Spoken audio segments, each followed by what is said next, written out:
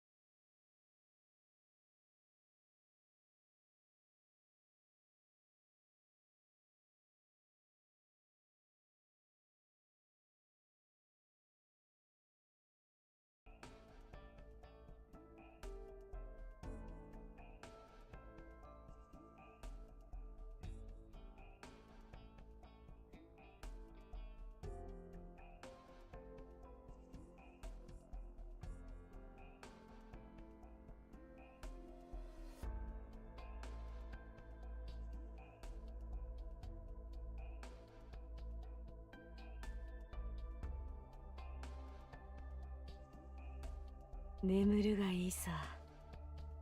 せめて今は甘い夢を。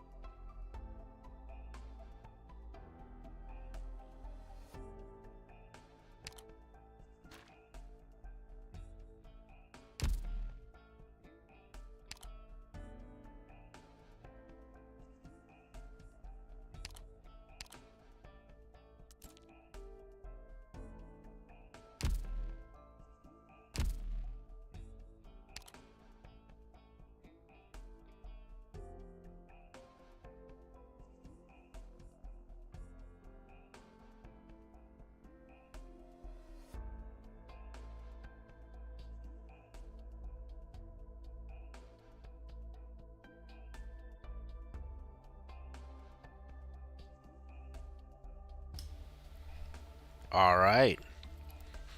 So, today I have already done pre-farming so that I don't have to burn sanity on stream. And that was while, listening to doing my daily homework on everything else that I have to do for the day.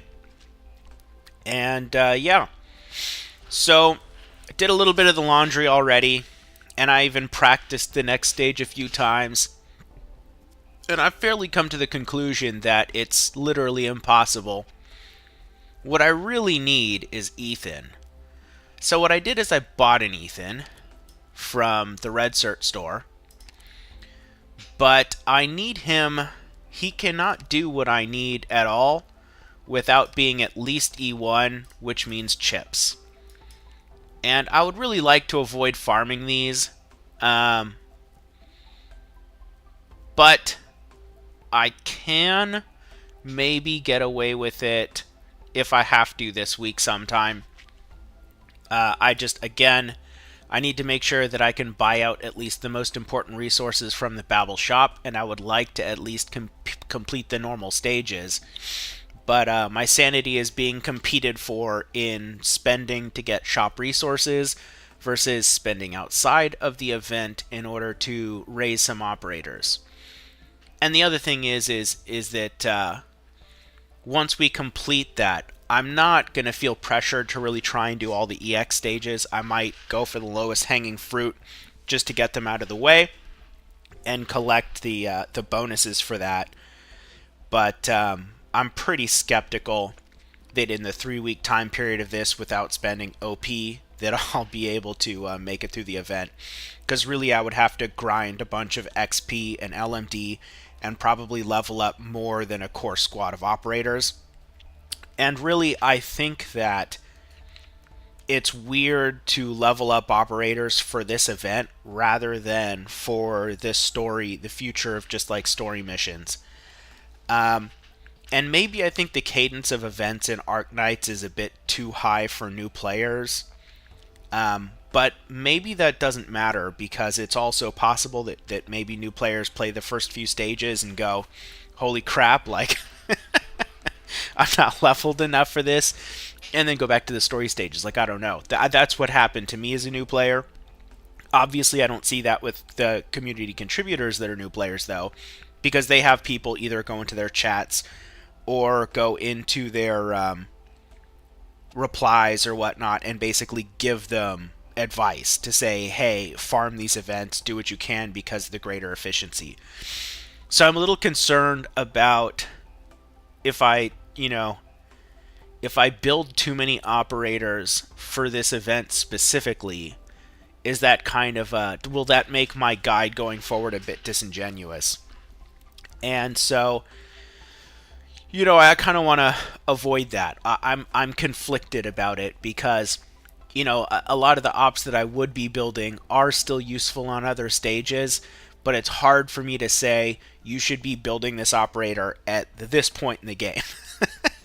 Like, should you have an Ethan in Chapter 4? I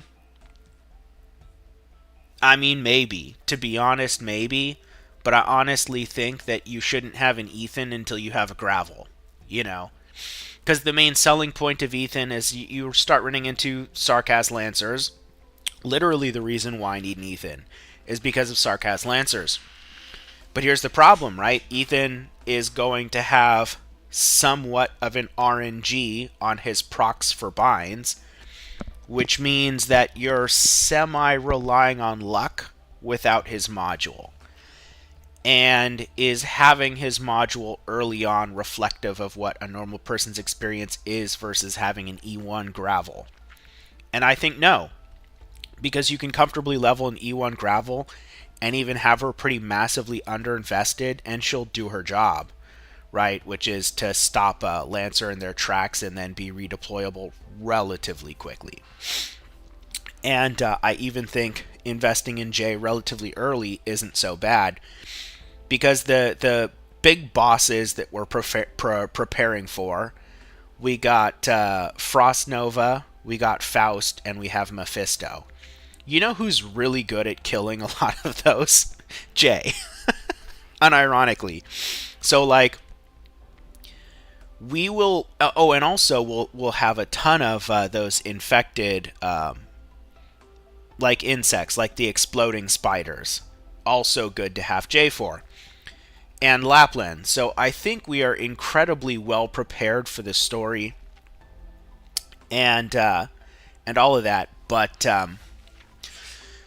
yeah, I really have to contemplate how much I want to farm for chips to build additional operators, as opposed to, what the plan was. And the plan was still Gummy, Myrtle. I do need a Gravel as well. But again, I was hoping to wait until after the event to farm chips for all these ops. So, and a Vigna, right? And I think we're basically golden at that point. Like, if I didn't have a mouse, maybe I would have built Haze. I'm leveling Amy, and that limits what arts units I'm bringing. And again, some old salty players would advise against that. But I really don't think that resistance becomes an issue until after Amia is E2, or should be E2, because the whole idea is to get Amia to E2 for the Patriot fight.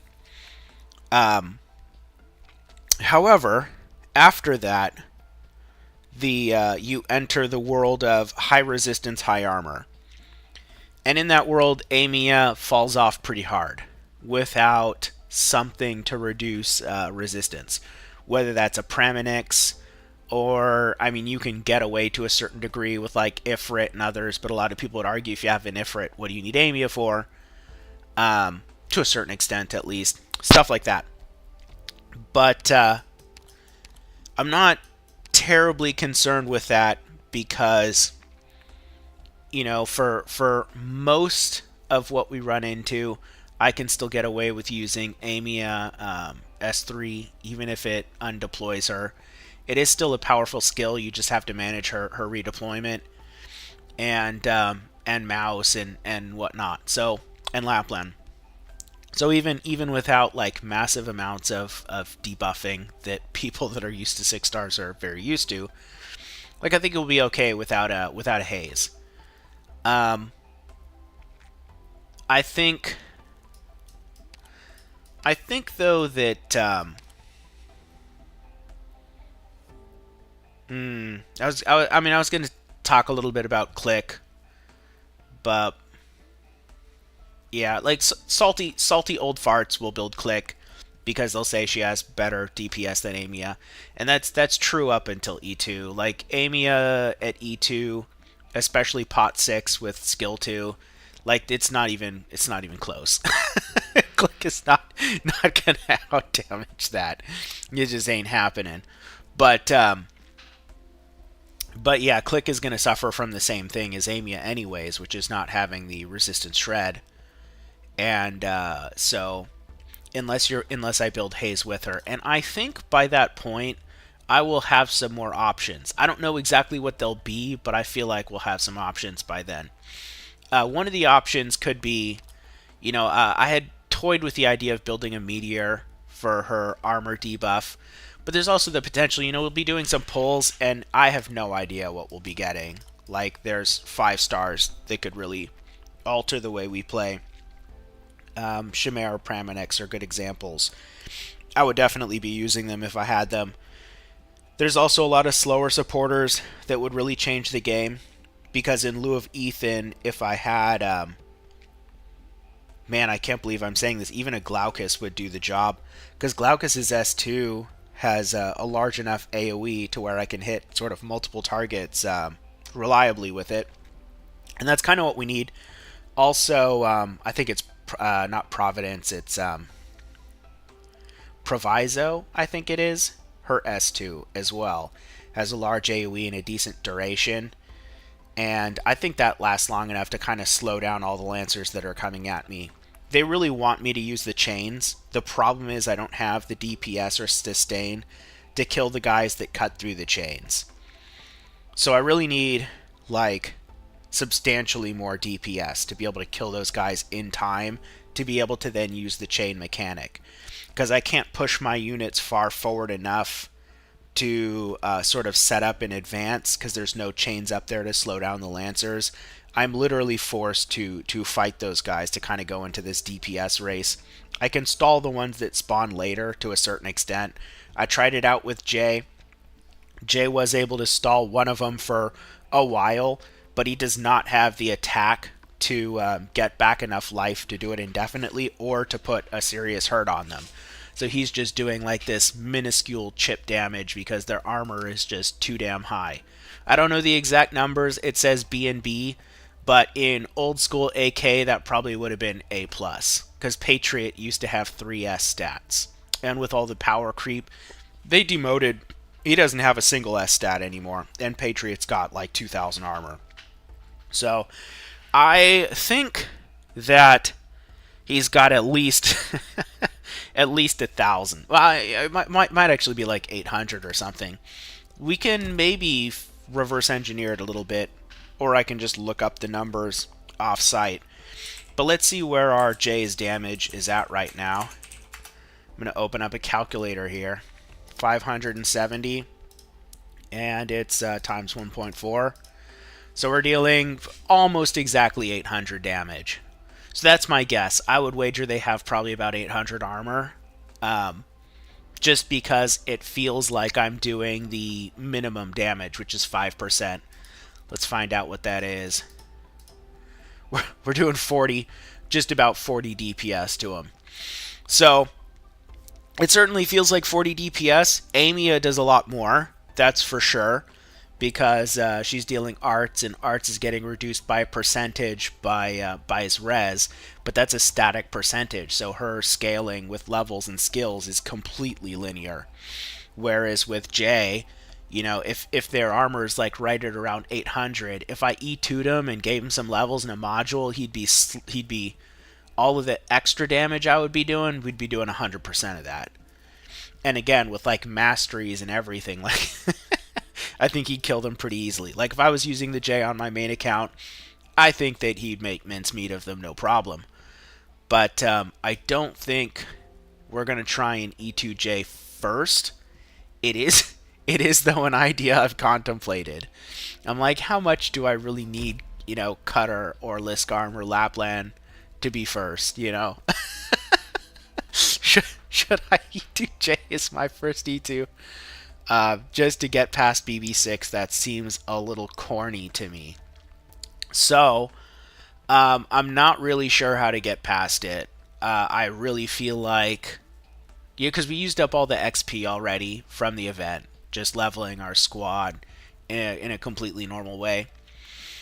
And I think the best I can do is get Lapland's raw hit points up, because her armor's not helping at all. Those Lancers do arts damage. You know, if I E2'd Liskarm, she'd have some res, which would certainly help out. But she can't take 4 of them. And I just really need DPS to be able to kill that first guy quickly enough to be able to chain the first... man, what the fuck are they even called? We're going to look up the names of these guys. Because I hate that, like in my mind, they're just like old men. These guys. Sheer Claws. So... these guys are just fucking tanky as shit for a low-level army. And I need to kill the first one quicker, right? Like, I have runs where I can get him down, but I need to get him quicker so that I can set up in the top to stall the next ones that spawn so that I can deal with the Lancers. Once the Lancers are dealt with the chains, I don't need the chains anymore, and these guys kind of become a lot more tankable. So that's kind of where we're at. You know, I kept looking for ways to use the chains with fast redeploys and whatnot, but the thing is, the way I have to set up to just survive, it kind of makes the chains in a way to where I have to then deploy units just to make a chain with a fast redeploy, and then that doesn't really work because I run out of deployment space, because I just need all of that for DPS right now. I'm like, again, when you're really on the edge of your defenses, your hit points, your healing capacity, and your DPS to kill stuff quickly enough, everything you do, every second, every potential that you get on your low rarity operators, it's like massive. So I really think we are still at currently a state of impossibility. I'll demonstrate exactly what I'm talking about. I also added a level 1 completely uninvested scavenger just for the extra DP. And this does seem to be working. This seems to shore up the problems I've been having with Fang, so long as I don't actually need her to be like a proper combat unit, and then I retreat her once I'm done. But I can actually demonstrate, I think pretty concretely, exactly why this is impossible right now for my current squad. So I'm not saying that, you know, maybe some other low-level account with different operators would have something that would give them an advantage, like, I don't know, an Ascalon. Ascalon would immediately solve all my problems, right? Like, I know this. I can deploy an Ascalon. Her, you know, I can use a chain going horizontally so I don't have to worry about the guys breaking the chain. And I can use Ascalon to slow the Lancers, and the 0 block means she doesn't have to tank the Lancers. And her range is big enough to where it will go all the way to where the tank is and not allow the Lancers to actually hit the tank at full speed, and thus they'll do just a tiny fraction of their normal damage, which I should be able to tank through. And the true AoE nature means that my tank will actually be improving Ascalon's DPS. So that's why I brought up Ethan. You know, Ethan is a more RNG, low rarity kind of solution to that, but there's no way we can do it at E0. And even E1 is a little sketch. Like, we really kind of need, you know, people that use Ethan and swear by him. It mainly happened after his module. People liked him before that, but when the module came out, people considered it, like, fundamentally changing to Ethan's usage. So, here we go. We're going to put Fang... actually, we're going to deploy her first, because she's more DP efficient. Then we're going to do Fang. And then we're going to do a Lapland facing this way, who's not going to be able to damage him, but I can't place her here because of the damage, and I have to get a healer out so that we can start our chains to block this. Just explaining the deployment order. Like, these are nearly hard limits. There's very little flexibility in where I can put anyone else at this stage. And that includes, like I said, setting up here, because the problem is he's blocking the only place where I can put chains. Actually, that's not... I could do, like, a chain like this. Maybe I should try that. Theory crafting time.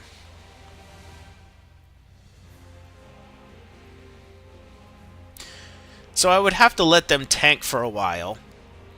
And hope that they don't die without a healer. I could, in theory, set up my Perfumer here, maybe. Right? And then I could place maybe... she'd have to face backwards. And I could place... maybe Arketo here, facing this way. Right? And then... an Amia here, or a healer, and Liskarm. No, I need to make a chain this way first. Son of a bitch.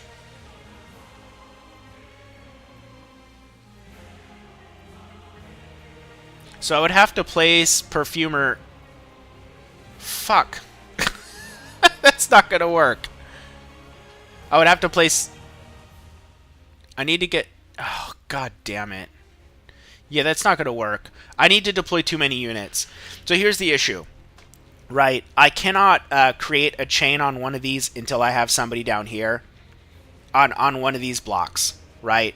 But I need to get one of these two occupied. And if I do it here, I'm in the line of this thing.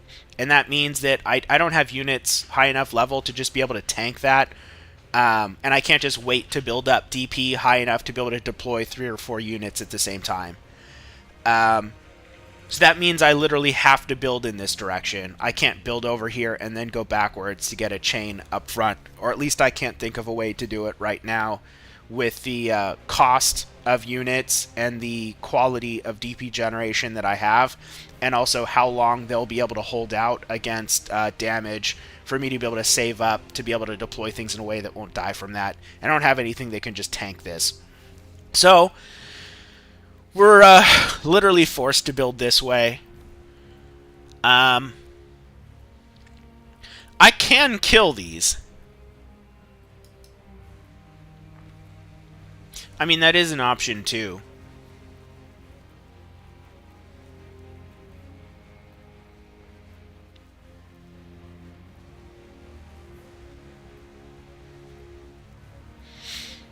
But the thing is if I have a chain going this way, this one at least doesn't matter at all. This chain's not really a danger of being broken. It's only chains that go this way that are a danger of being broken.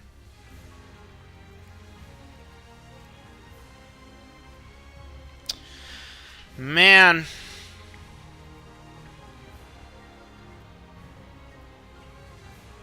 I can try to get Lapland here so that they're in range to kill him faster.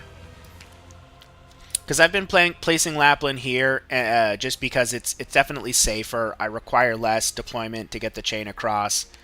But I already know that that strategy doesn't work. So normally I would place Lapland next, but we're going to do the healer. Then we're going to do Amiya to start damaging him. And we're just going to hope that they can hold out for a bit. Then I'm going to get Lapland here.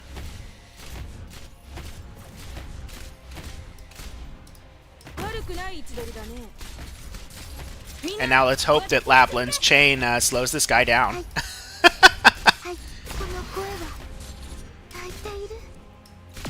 Nope. That does not work. So I can throw a J down as a sacrifice. We'll try that again. I'll throw J down as a sacrifice. And maybe we can kill that guy fast enough so that he doesn't go and fuck up our chain.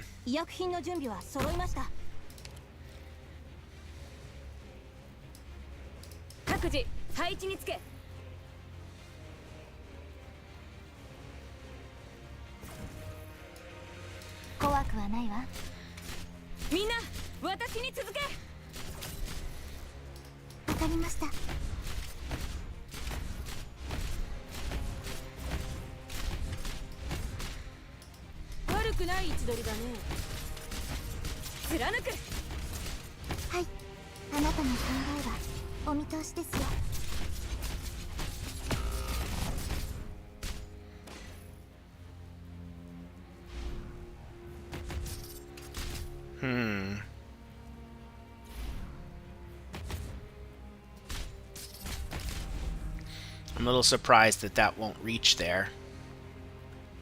Now we do know he won't cut that, because if the Lancer doesn't break the chain, he shouldn't break it either.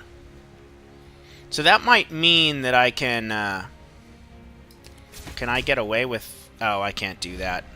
Why not? Oh, because the chain is already going that way.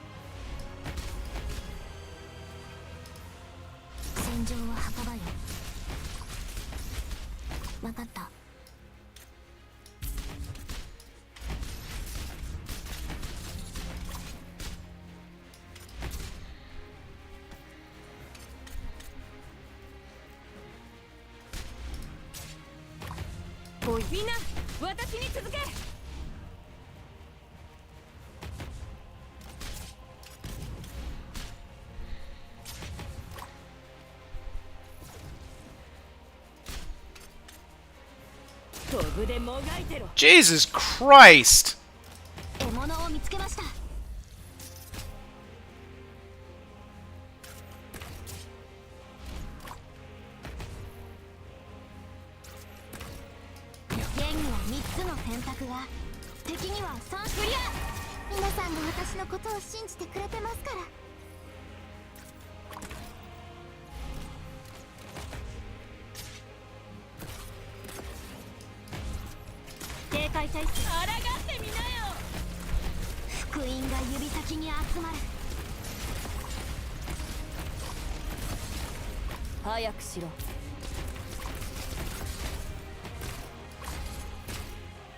So we can get a chain there.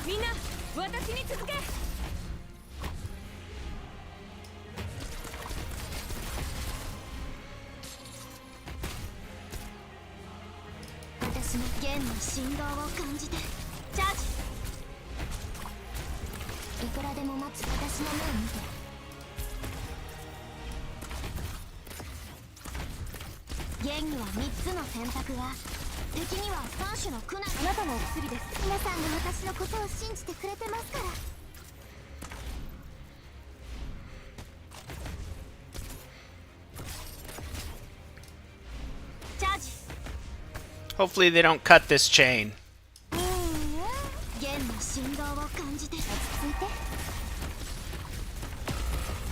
No, we're still fucked.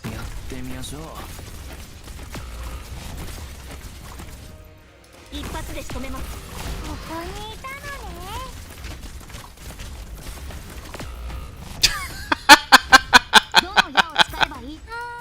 Yeah, fucking fucked. Like I said, it's impossible.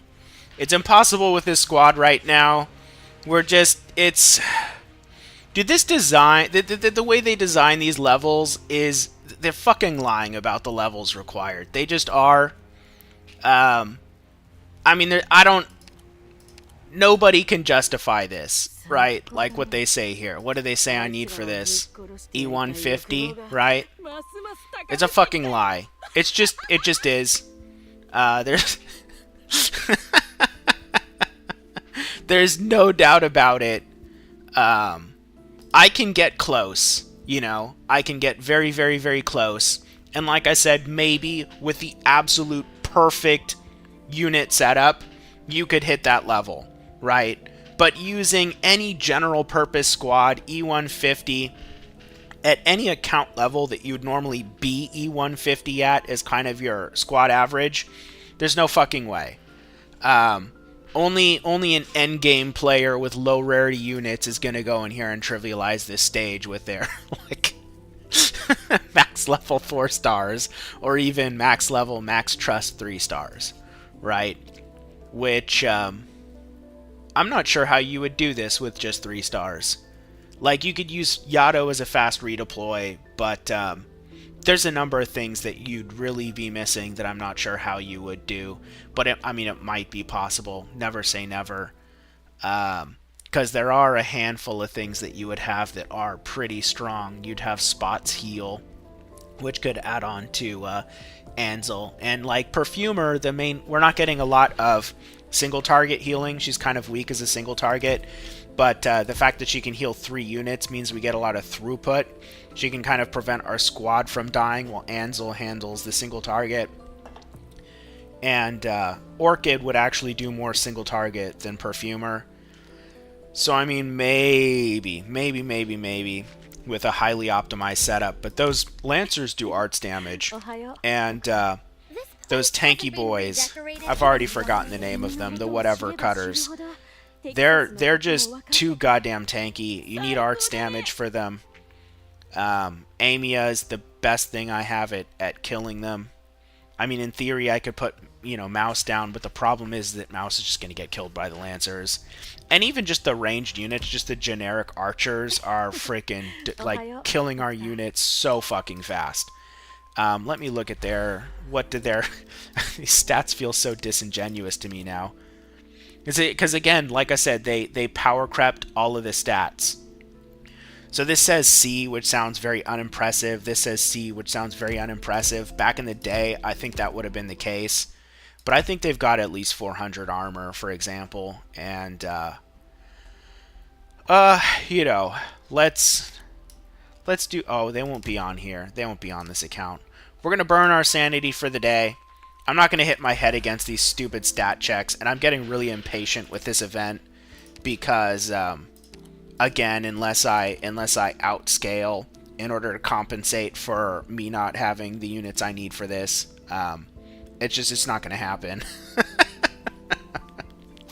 If I get inspired for how to get around a stat check, like, I'll do it. That's how we got past 5 initially, right? Was by using that Kafka, which now I don't need because I've now just barely exceeded the stat requirements for this, which is, you know, at least 20 levels above this. But yeah, I mean, if we assume that I need 20 levels above this, we're talking about E2s, right? And, like, if my Liskarm was E2, no problem. No, because she'd have arts resistance. It would make her tanky against the Lancers. We'd have more DPS on Jay, and he'd be actually putting hurt on those guys, or at least able to indefinitely tank one of them. You know, it's... Our healers would be doing more throughput, and Arketo would be doing, like, a lot more damage, so that all the guys wouldn't necessarily be piling up to be able to then... Because all the archers kind of together, their damage is also killing us. So, like, our AoEs would just be stronger. Everything would be better. Substantially. So, I'm not... I would torture myself more if I felt there was a way. Right, but I'm not going to go and just throw spaghetti at the wall fruitlessly. and I don't have enough units to really theory craft in depth. I've even thought about using Kafka, but the problem is that the Lancers are spread apart, and Kafka's not gonna hurt the bearded boys like at all. She's a waste of DP at that point. And also I need to have the a deployment available to even throw down the fast redeploys, which I'm already using J for. So skill level 7 on Lapland. That would help a lot. Just some more levels to get the damage up and trust on Lapland. We need that. We need more hit points on Liskarm.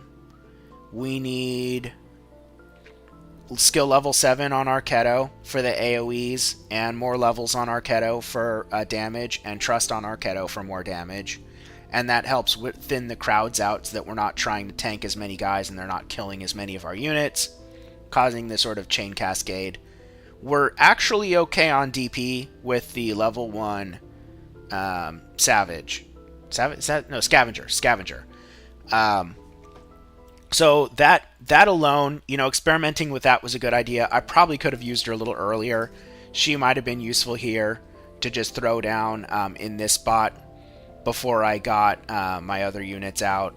Sure, it would have made it a little bit easier, but when I had to put Kafka here to shore up Lapland, I don't think that I don't know if Scavenger would have helped with that necessarily. She might have just kind of crumbled and died. But I don't know. Kafka level 1 was still able to do some damage, so maybe she would have been fine.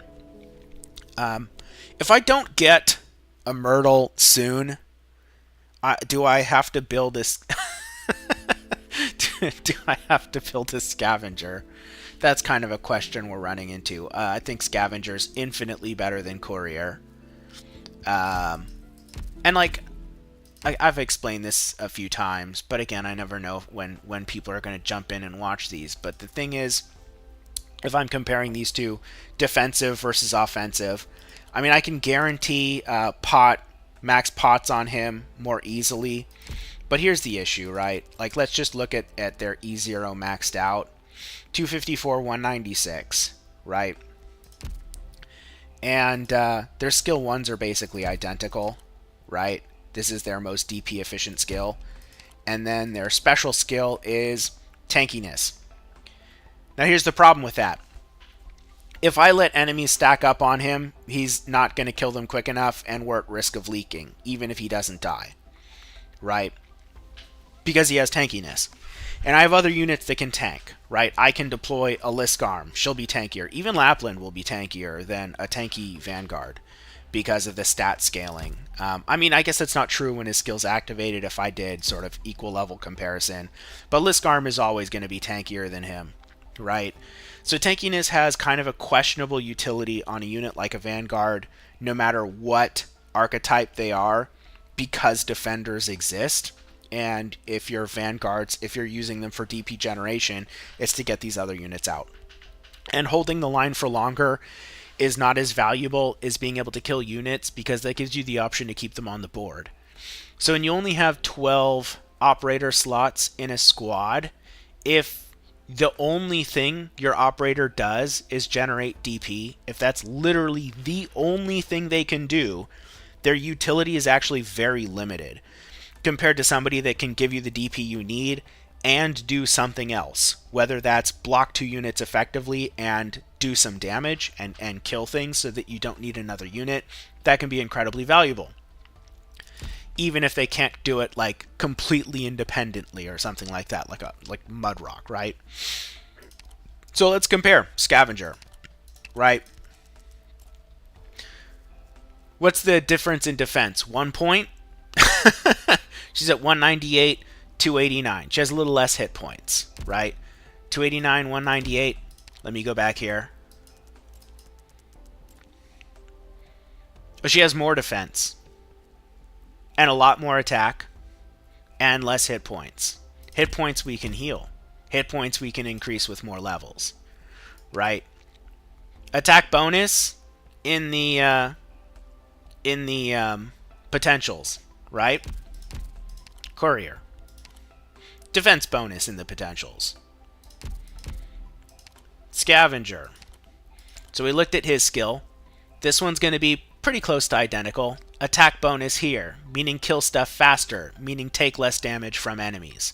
Attack bonuses are effectively defensive unless you actually need them to actively tank units, which implies you're using someone else for DPS.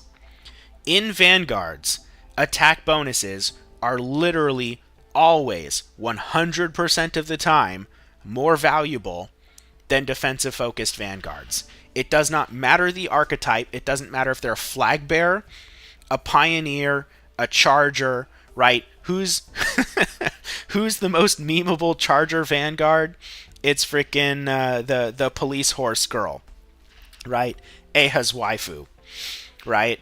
And that's because she's the defense-focused Vanguard. However, at least the archetype comes intrinsically with relatively good attack bonuses, right? Who are the best pioneers? I guess you could argue Texas, who has a reasonably offensive kit. She's mostly for DP and utility and stuff like that, but pure stat-wise, she has significantly more attack than defense. And then there's, I guess, Siege and Saga and Flametail, right? All of them, literally all of them, are attack-focused, which is a good thing. It means they know. A defensive-focused Pioneer Vanguard would be freaking awful. Who is the best unit in the game? Bagpipe, right? So I think, you could say that, I don't think you could argue that's coincidence. But it's more than just because, Vanguards are like a throwaway unit or Bagpipe's only used for talent, whatever it is. It's just a universal truth as somebody that really likes Vanguards and likes to use them a lot, that attack is just outright better in a Vanguard's kit. And that's why I use Vanilla over Fang in IS. So many people are shocked by that, like, how could you do this? And it's literally because in integrated strategies, you don't have that much DP pressure. Like, I cringe the fact that people bring a Myrtle into integrated strategies. That is so much overkill.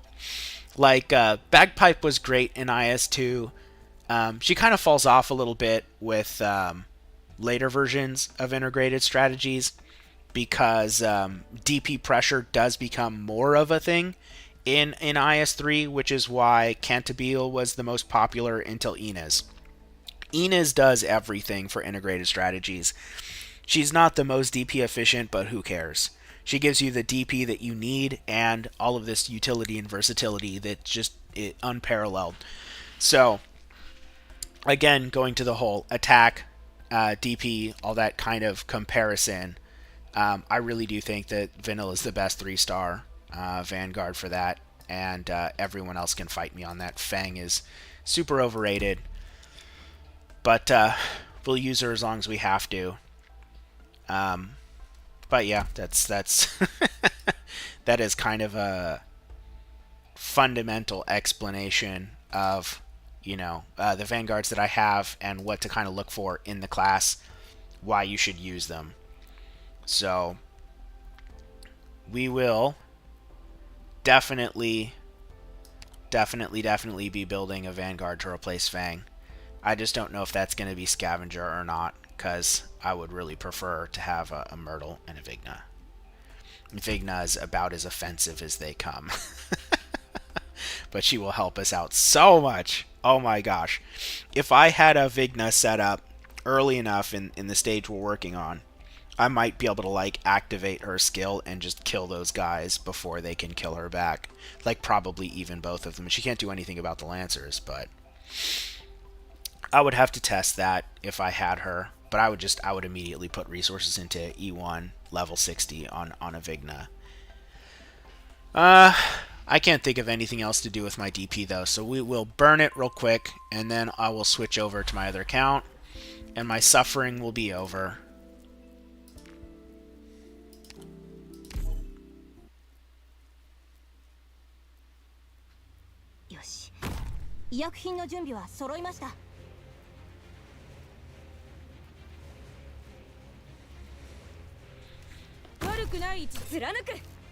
It is it's so deceptive how close this run is in actuality when I had to create it to doing like high risk contingency contract. It looks so much less impressive with these types of operators, but it's so on the brink of barely able to be completed. At least when we did it, you know. More levels, more damage, all of that is at this point probably going to make it more stable. Like, I don't think that Jay is going to get as low on health as he did when we first completed this stage. And also, Lapland isn't as close to death as she was when we first did it, just from the trust bonus and some extra levels, but... yeah, and obviously we optimized Kafka out of this spot. But it is insane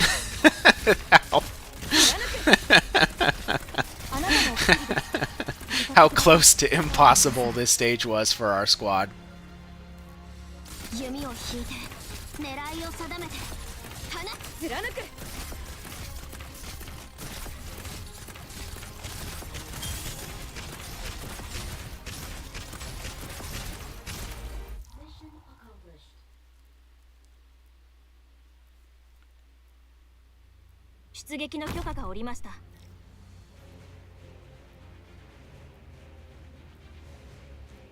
I am glad that I burned most of the sanity already before this.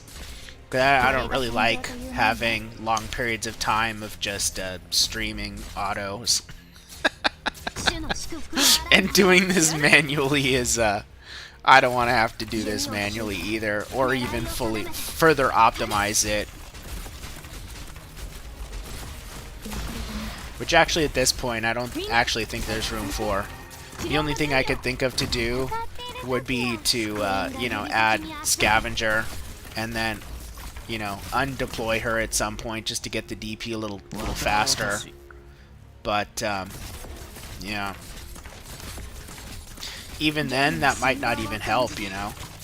I might actually need the DPS from Arknights sooner rather than later.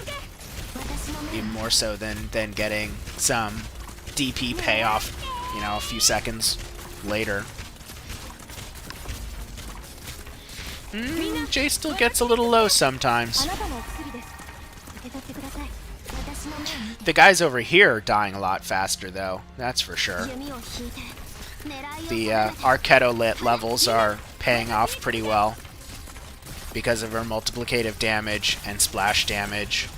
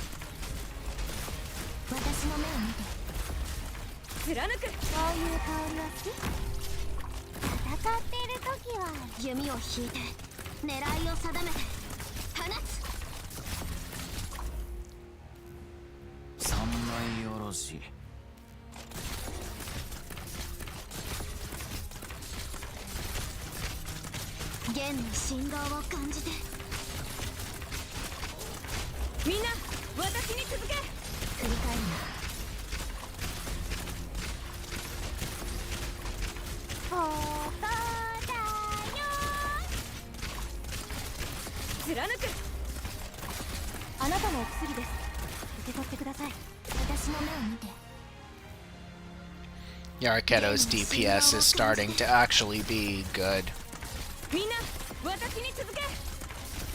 And so is Lapland's. Definitely their skill 7s will be nice to get.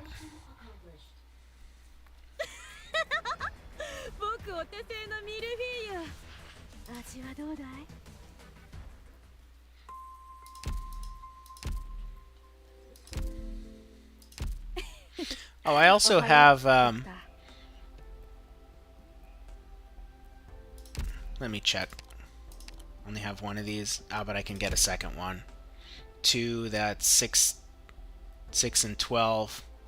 5, 7.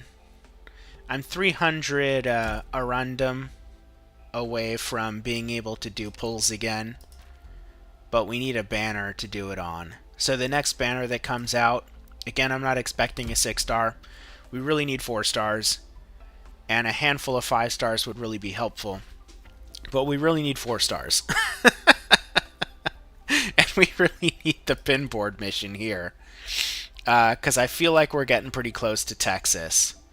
But this is very RNG dependent and requiring me to do gacha and recruitment is kind of limiting in terms of how much I can do at a time. My base is coming along slowly but surely. So this whole section is built out. It's obviously not upgraded yet because we need to build the rest of the base as well. And I don't want to... my dorms can't handle putting a whole lot more operators in here. That's just a bad idea. And I don't need to do masteries until we're looking at E2s. And even then, I can probably put off masteries a little bit until I get a few E2s. So, like, as nice as it would be to have Cutter with an M3, or Jay with an M3, or, I mean, Arketo, that's a little out of reach right now. But, and Amy is a bit out of reach. But, you know, Lapland, M3, those would all be nice. But I think just having those E2 faster is more valuable than having the M3s right now. Because we can get a lot of cheap stats, and the talent upgrades will help a lot. So, and we want to avoid increasing DP costs right now. So, Liskarm's not a huge priority for E2. It would be nice to get her to higher levels just for the hit points and stats and whatnot, but we're not going to like over level her or anything because those levels are expensive, and in general you only want to push operator levels close to their max at Elite 1 once you're kind of ready to E2 them. E2 is still a little bit out of our reach though also because I have to farm chips, and that means I need to have a certain concentration of the right type of operators to be able to farm E2 chips as well. So that's the other thing. But yeah, I think every day I get enough resources to clear out one of these, or you know, save up enough to build up one of these facilities. I could do the office, is relatively cheap. Like I could do that and get another recruitment slot, which would help me generate certs, which could in theory get me some of the materials I need to upgrade Arketo and Lapland skill. And I also, it's mandatory for me to get this workshop up to even be able to do E2s as well. So I'll probably do that before I clear out this rubble. But I get about one to two of those red boxes per day from the missions. And at a certain point, if I feel like it's not going to take me too much effort, I can go into this stage just to unlock this stage a single time. That'll give me some resources as well. And there's also a chance that whenever I get lucky and we do polls and I complete this, that the next pinboard section will have building materials on it as well. So I don't really want to spend too much sanity on building materials because I can get it passively, even though the base is literally the early game meta. And this will also help me buy these, what are they called? The chip catalysts. I will need... Well, I don't need any for a 4-star. And so I have to make a decision who I'm going to E2 first. A lot of the low-tier players would say, oh, it's obvious, do Cutter first. I'm not so sure it's so obvious. Because, well, you know, we'll see. It'll be very resource dependent. What do we need for her? If we can farm the gels on the stage, if we can get to BB-8, and get a stable run and farm these gels, I probably will E2 her first, just because I'll have all the stuff for it, and I don't need the catalyst. So it's a decent probability it'll be Cutter first. J, no. It's not going to be J. These are easy enough for me to get right now. These are not. And I need these for skills more than I need them for an E2J. So it's definitely not going to be J. Actually, this is doable. I need to upgrade the workshop to get tier 4 mats, but this is very doable. Surprisingly inexpensive, considering. Let's see, Arknights. These would be hard. These wouldn't be too bad. I mean, people see these and they go, oh, you need so much. But rock's so easy to get. And again, we can get rock if we get deeper into the event. Does it show up in here? What? Oh, because it's not the tier 3. But yeah, rock I think is on the stage we're trying to get through right now. These would be these might be a problem. And Liskarm, I don't think she would be first. Yeah, there's no way. If I'm not doing J, there's no way in hell I'm doing Liskarm with seven of the tier 4 grindstones. Actually, that's like the same materials, right? Just more or higher tier is J, like literally. Yeah, it is. Liskarm is 5-star J confirmed. Amia, actually, this would be kind of funny to do. These are a little annoying for me to get right now. We do have a farming stage for it, but I would rather get them at a better rate. And these we can farm for, but yeah, we're not gonna do Amia first. And actually doing arts first is kind of, I've talked about this, but arts scale linearly and physical damage does not. You really want a blocker who does physical damage, ideally, is your first E2. I mean, no rule is really ultra concrete. There, in theory, could be exceptions to that. But by and large, that's the best way to go for bang for your buck with a new account. Estelle is tremendous. Oh my god. 12 of these. Oh, we might never E2 her. I might have wasted resources on her. This is like an absurd cost for E2ing a 4-star. 12 RMAs and 8 grindstones. That's kind of a tough sell. Estelle is very mediocre at E1. E2 kind of helps fix her kit tremendously, but by the time I come around to feeling like I need to E2 her, there's a likelihood I won't need to. What's Mouse cost? She's reasonable, but grindstones. I've got to farm a lot of grindstones, apparently. Perfumer. We're not going to do a healer first. Yeah, there's no way. Too many coals. Can't do 4 stars. So it seems almost certain that we're looking at Lapland and Cutter as our first E2s, and then Arknights. It might not be Lapland and Cutter. It might be Lapland or Cutter and then Arknights, to be frank. But Lapland, Cutter, and Arknights, that's going to be our first. It seems like it's not even a question. Having any of those in E2 will make Chapter 4 pretty much a breeze. Because I believe we can tank... I think we'll be able to tank Faust. No problem with E1 Liskarm. She'll have more... This will be built up more. She'll have more hit points. We'll probably be close to level cap. Even if she's like level 65. I think she'll survive. You know, she'll have around 550 defense and 2200 hit points.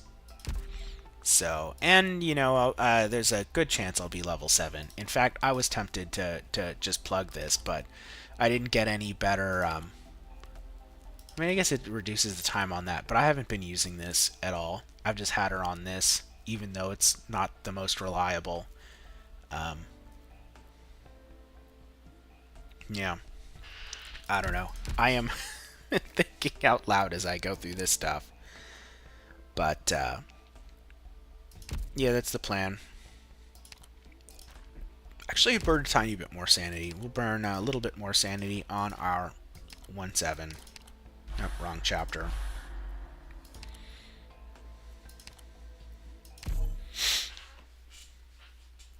And then I will contemplate what to do on the main account. I mean, I might just do a quick... I might just do like a quick... No, I gotta burn sanity on that account. Oh, man. I'll see if there's something I can do quickly. There might be like an annihilation that I can use it on. I know I did most of the annihilation, but I don't know if I topped it off.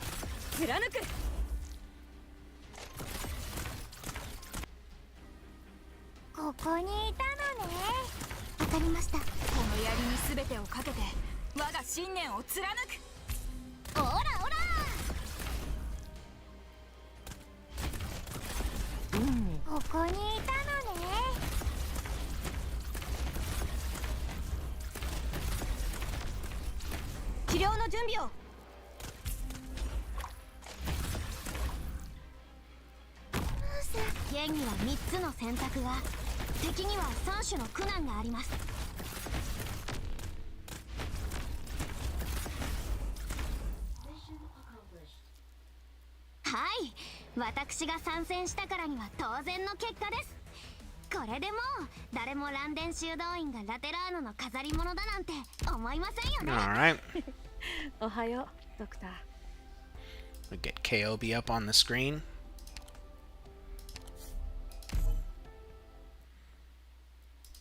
Go into our main. Alright, KOB. I hope you didn't run into any trouble, Doctor.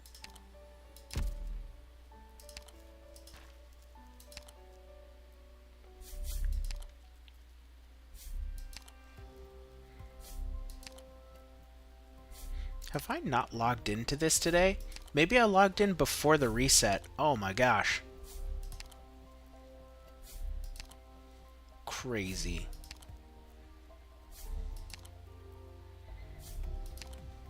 And that's all of it. Few extra there. Few extra visits. If anyone wants to add me, I do still have some spots. I change my supports up fairly often. I don't even know. I probably put these in for... I don't even know what. Oh, maybe the... No, it's not the Babel event. Maybe I switched this between the contingency contract and Babel. Normally I kind of pick operators that I think people should try, or if there's something that I have that's not super common that's really useful for an event. But this is fine. I don't think there's any... I don't think any special operators are really required. Ascalon is really good in the current event, but it's pretty common that when a new unit comes out, a lot of people set them as their support.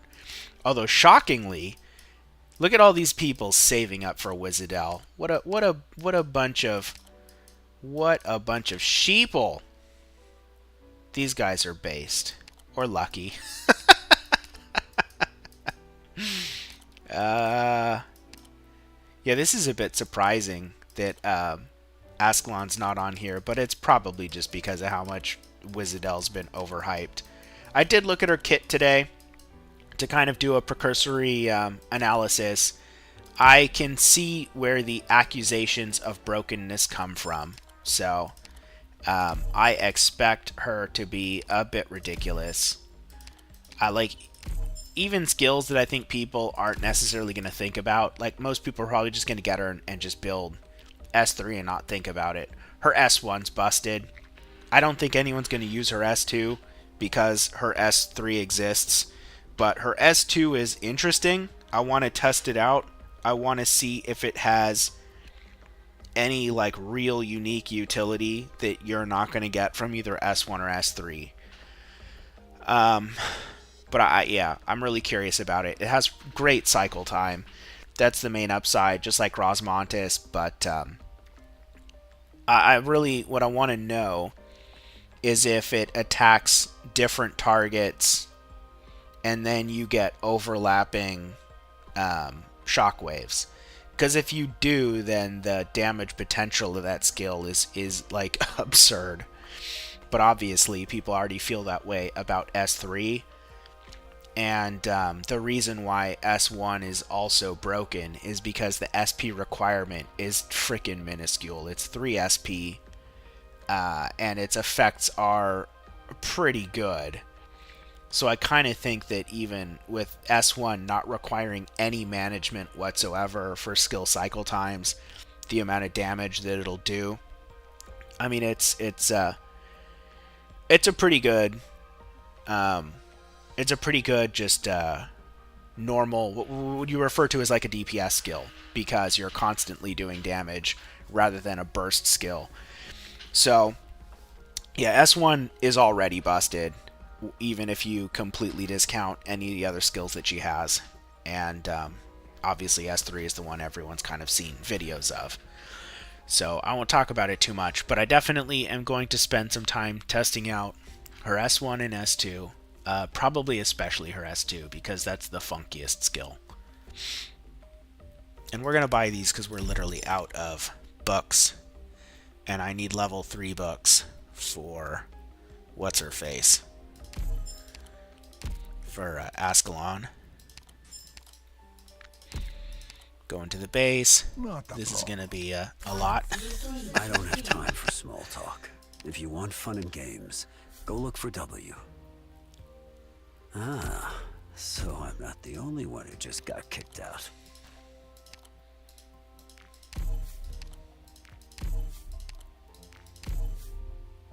Resources received.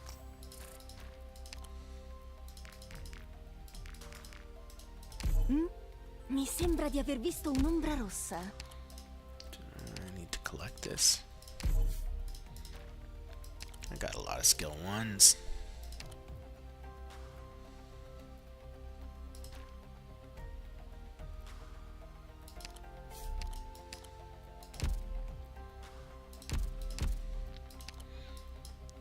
Alright, I need to replace some people. Ooh. Is this room protected against electrical discharge? Yeah, I probably should have done some management earlier today on this. I might have to use some C teams.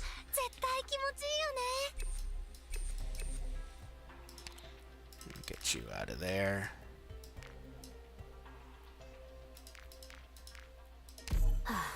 This place still feels like home. Wait, what? Did I have Rosmontis in there without whispering? Oh, that's dumb. Freaking. Having complicated base combos makes it easy to make little mistakes to where your squad is significantly less efficient than a much easier to build squad. What a waste. Yeah, I gotta downgrade one of my power plant operators. But that's fine. Not a major loss. I can't believe that. Whatever. I'm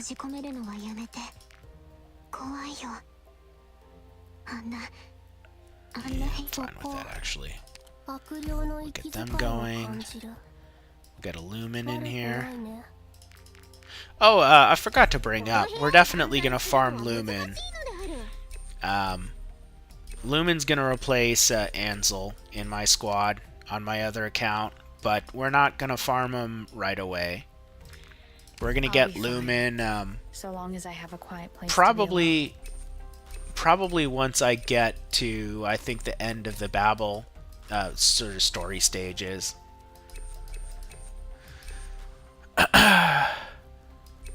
Or if we buy out most of the shop, then we'll do it as well.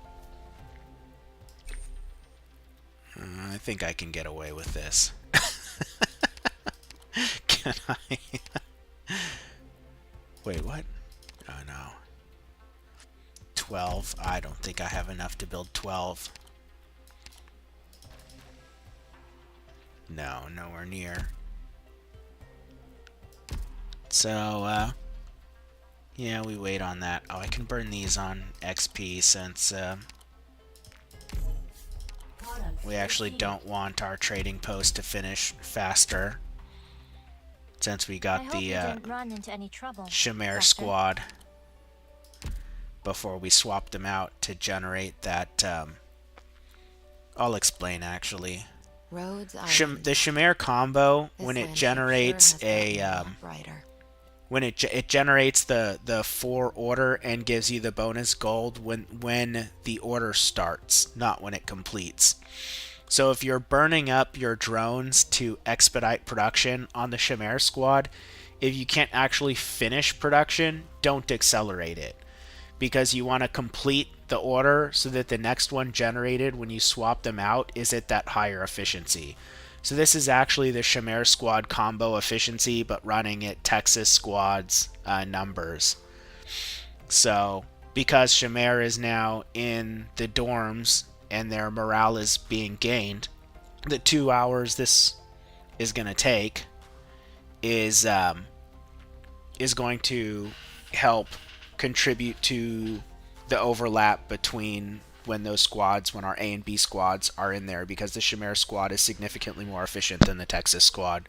So we kind of want to maximize the gains from Chimera. Ideally, you'd swap that squad out when they're at like 1 morale, not when they're at 7, but to do that requires you to mold your whole life around Arknights. So we're not going to do that. But what we can do is be more efficient than a 252 base with our swaps, because I'm not as beholden to the time, and my B teams are still pretty good. Like when the Texas combo is your B team, that's actually one of my A teams. Where are they? Down here. Texas is one of my B teams. I can actually go through my B teams. This is an A team. I mean, any op that doesn't have all 3 of those marks for drones is a B team. These are all Bs.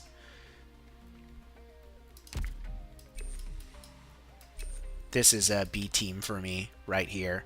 I think this is 95% production. This is an A team right here. B team.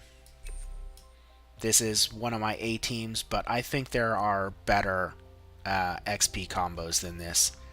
This is just the best one the other best one that I have. This one, where is it? This one I think is actually better.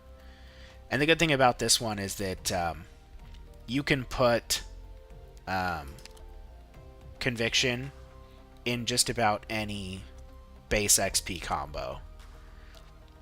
And all the other good XP ops are expensive investments. Feeder is expensive. Minimalist, these are expensive options because you have to E2 5 stars. But Conviction, you can E1 level 1, and both of the skills are good. Both of the Rick skills. So, yeah. I hope you didn't run into any trouble, Doctor. No. Oh, the EX stages are out. Whelp.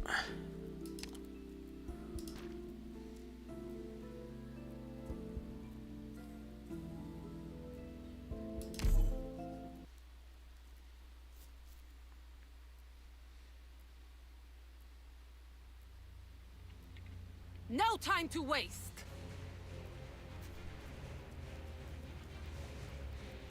Will they hit me here? I don't know.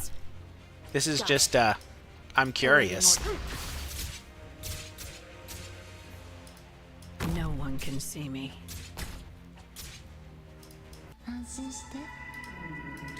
Oh no, I have the wrong skill. I want skill 2. I have her on skill 1.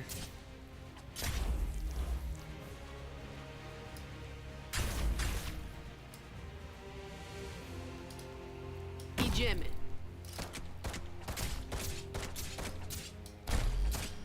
Right behind you. Forward. A tooth that will slow slow them down. Got it. Cut them to pieces.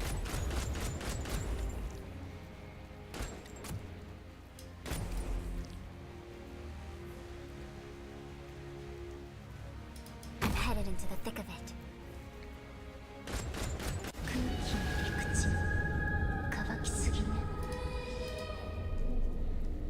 Target eliminated.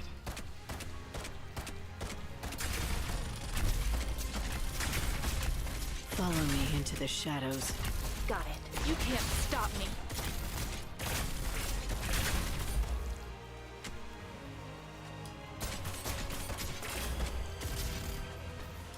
Not one step forwards. A tooth that will slow them down. You stepped into my domain. Oh, that wasn't too bad. I gotta change I'm Ascalon's sorry. skill though. Was I too fast for you? What is with that? S1. What was I using S1 for? I don't know. What is this nonsense?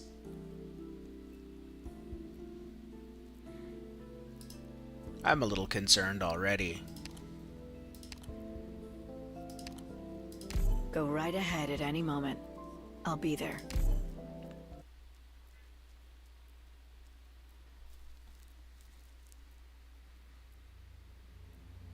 No time to waste. Let's begin. Awaiting order.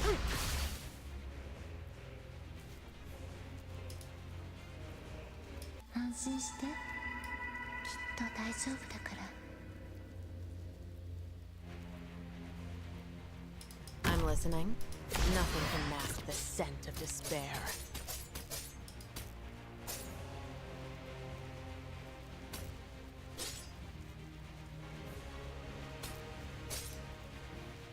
Be jamming.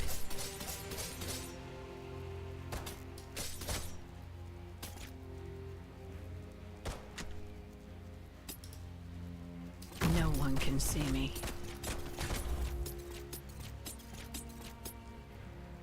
No, where are you going? I wanted to farm you for more, No one knows my name. Got it. A tooth. Eat this.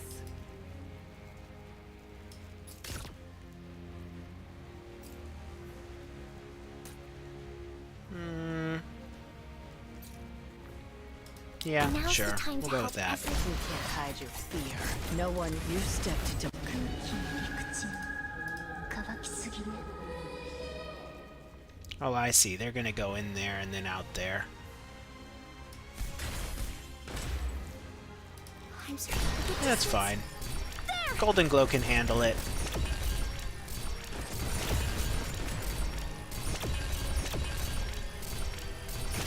Got it. Got it. And if not, Degenbacher can handle it. Or actually, you know what? We're gonna put Hoshi there. Not one step backwards. Magma will dredge up originium veins. Keep your distance. They only meet me. Meet your death.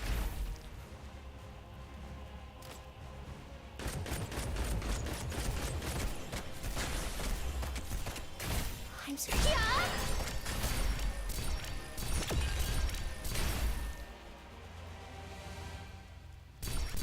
Picked out your bait yet?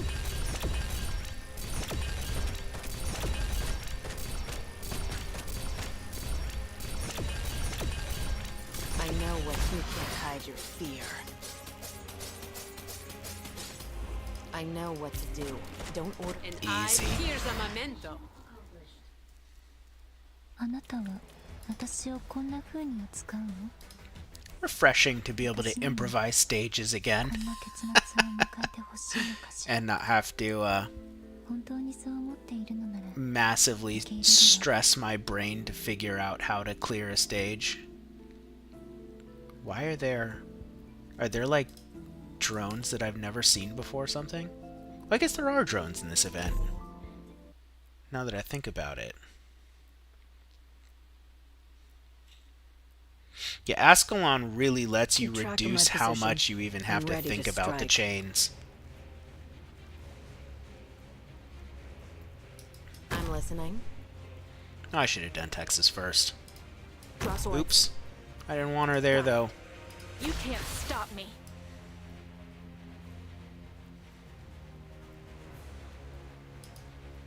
じゃあこの宴会の歌に耳を傾けて Steph.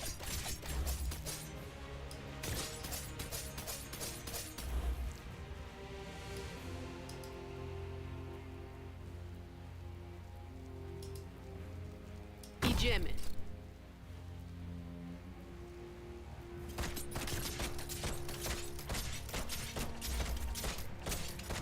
Oh, what is this nonsense?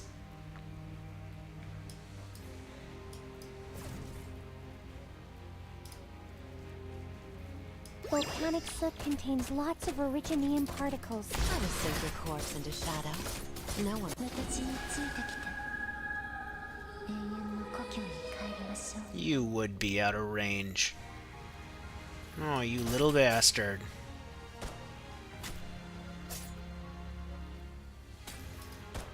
Now's the time to help everyone out. Don't move! An eye for an eye. Oh, Know no! to do. What? Don't order me around. I didn't want to retreat them. Awaiting orders. With all of you behind me, I won't take a single step back. The distance! There! Speed. Strike them! In position, requesting permission to fire. This time, we can make up for the missing data in the last report.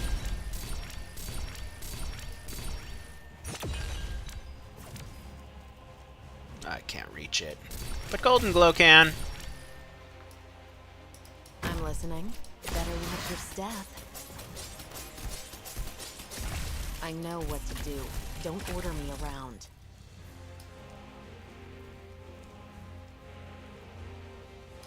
No one can I think see she me. reaches, right? Yep. No one right behind you. Give me my Ella back. Idziemy. Can I get away from me? Please! Oh, I can do that now. I don't need to, but I can. A tooth That's what for a- matters. Take this! And that's pretty funny, too. Yeah, that's what you get. way a hunt can end.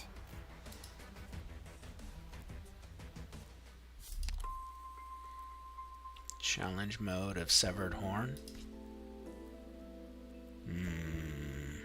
Blocks.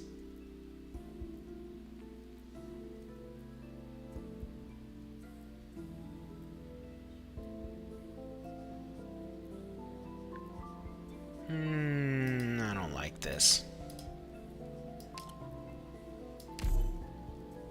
Well, we'll see. We'll see what they throw at us.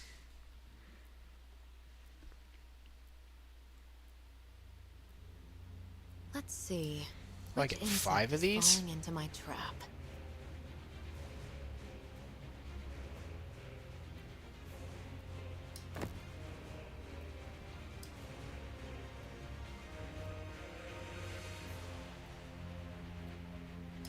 Let's begin.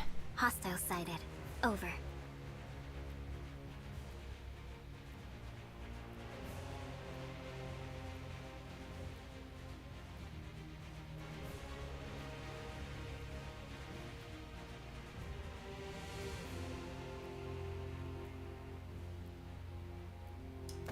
Got it. Shut up.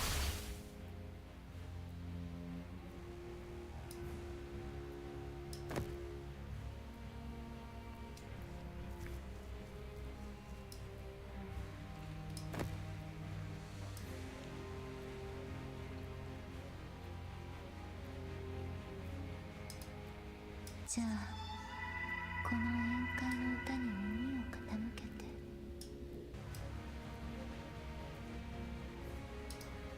I'm listening.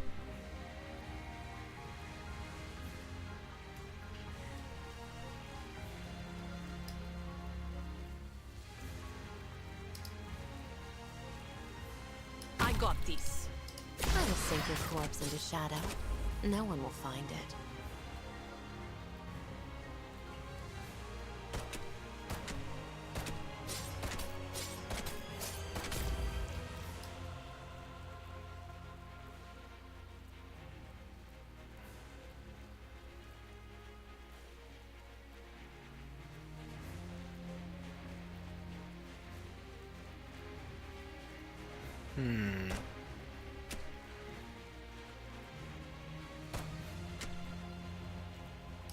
That'll do there. Focus. Eat this! Got it. Shut up.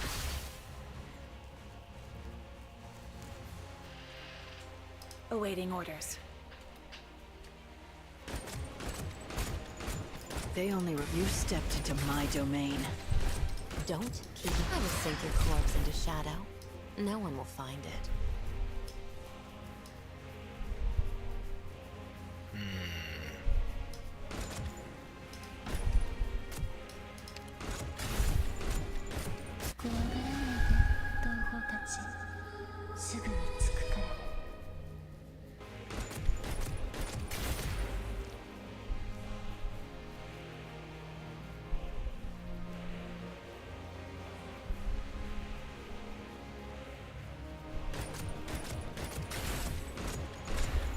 Awaiting orders.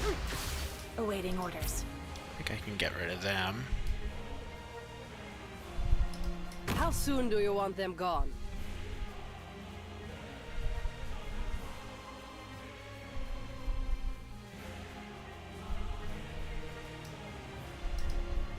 Now's the time to help everyone out.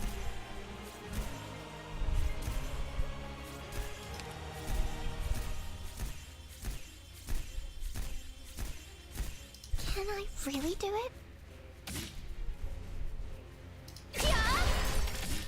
You want my emotion is meaningless here.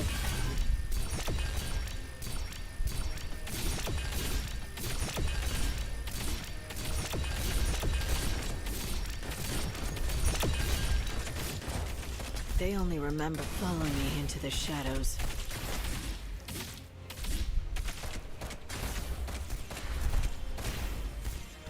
Still manning conviction will throw you off pace.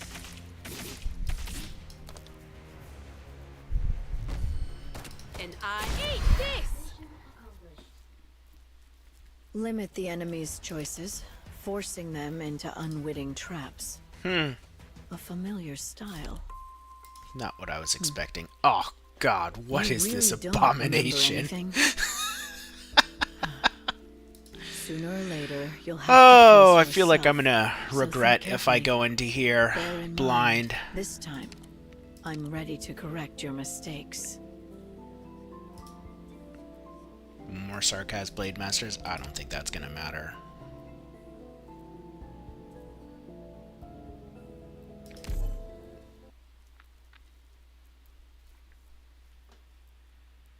I just want to pick off the low-hanging fruit right now. Let's see. Which insect is I have, falling into my trap? Let's begin. I do Awaiting not have orders. an unlimited tolerance for malding. I'm listening. Maybe it's a weakness. I don't know. Despair.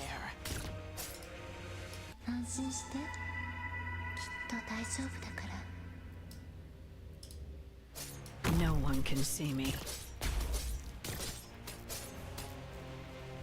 They only you stepped into my domain.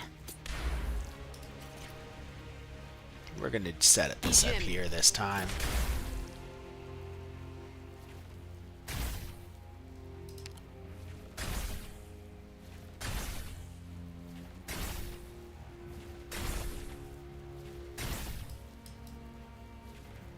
With all of you behind me.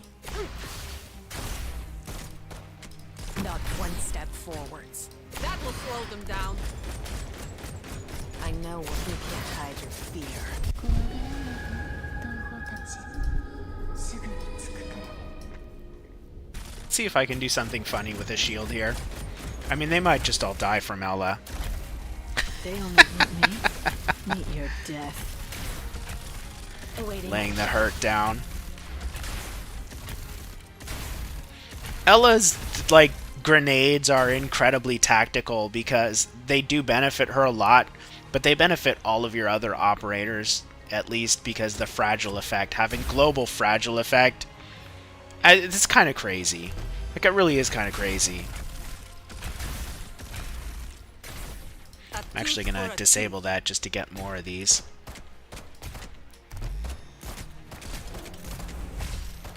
Got it. Shut up. I know what to do. You can't hide your fear. No one meet me. Meet your death. Look at that. A tooth for a tooth, and here's a memento.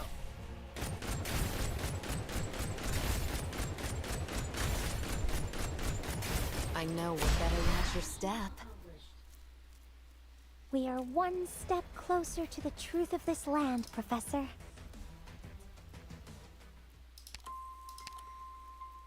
Increased movement speed? That's not an issue. Well, I should check to see how close we are to Ascalon's module, because that's pre-farmed. The hunt begins. Got it. You can't stop me. Picked out your bait yet? I know shit. what better match your step. We did that. じゃあ、この宴会の歌に耳を傾けて。 I'm gonna do that. I'll do my best. An eye for that will slow them down. I'm so. We'll put her facing the other I got way, this. actually. Focus elsewhere. You can't hide your fear. No, come on. Awaiting order. Got it. Not one step forwards. 空気の陸地に乾きすぎね。 Articles. Let's not stay too long. Don't keep me with better match your step. Don't keep me waiting.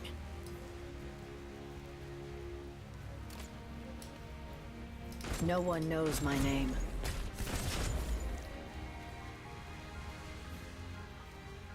They only remember my blade.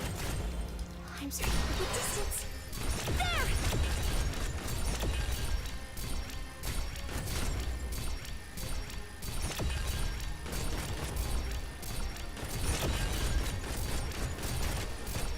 They only you stepped into my domain.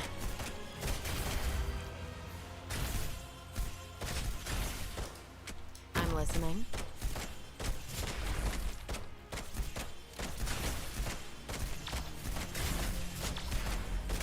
I know what you can't hide your fear. I'm sorry for the distance. There! No resting on your laurels now. We've got more fighting ahead of us. I think Ascalon is good on just like every single stage they made for this event. It is actually kind of insane. Like, I think they really intended you to use Ascalon here, and probably your S3 to just dodge these things. That's probably kind of what they were thinking. And like her, because her AoE is like freaking massive when she activates it, maybe even here, you know, just to cover like all of that. But it's not entirely necessary. More Wandering Mercenary Weavers. Which ones are those? Weavers? Oh, these guys don't matter at my level. They're so annoying on my other account.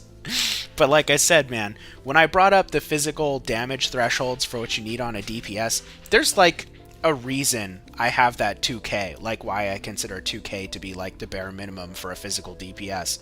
If they're under that, they can still be useful, and they could still like be physical damage, like Inez is below 2k, but she brings so much other utility, and you're not generally using her to kill bosses, you know, or really strong units. You're using her to kill stuff for DP, invisible units, and the bind. And her damage is more than enough to kill the weaklings. In fact, it's great for killing weaklings.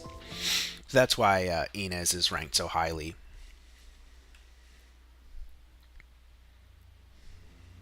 Alright, this time I might actually deploy these guys where I want them. picked out your bait yet? 安心して。きっと大丈夫だから。Don't we can't hide your fear. Now's the time to help everyone out. Magma will dredge up Originium veins. Keep your distance. Can I stay back? Got it. I got this. Focus elsewhere.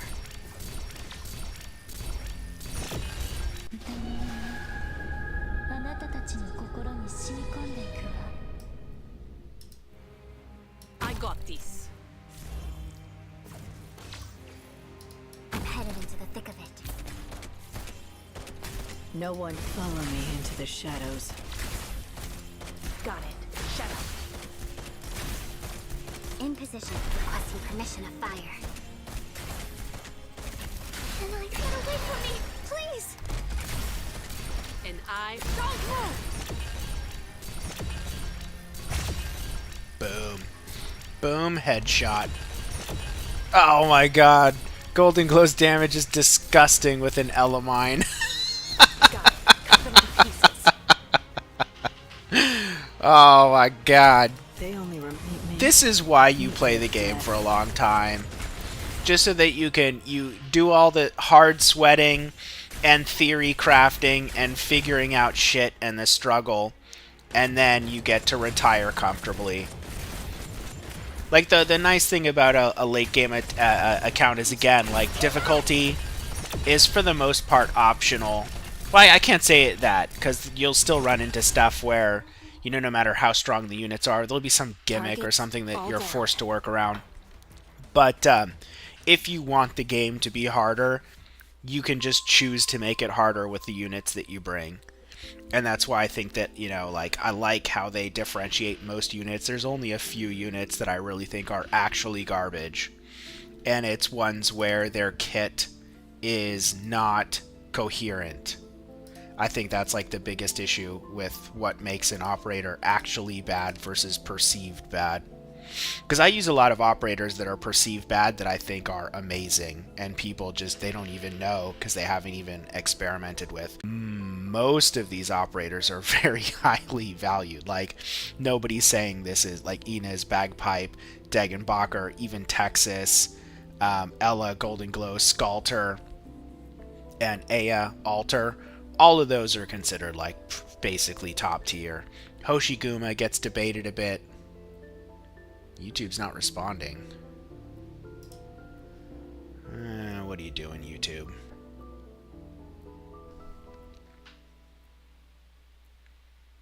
It says I'm outputting. Come on, YouTube. Oh, we're back. Alright. Oh, man.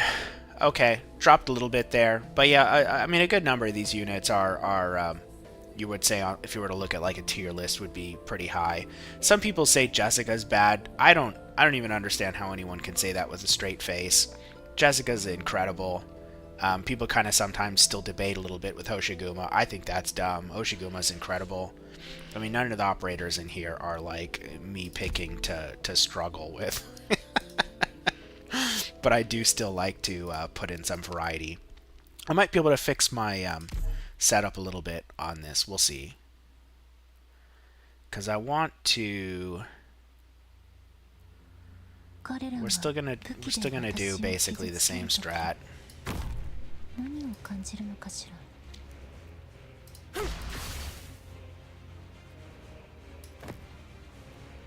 Engaging. Go. But I think we're gonna put Ina's here. I'm listening.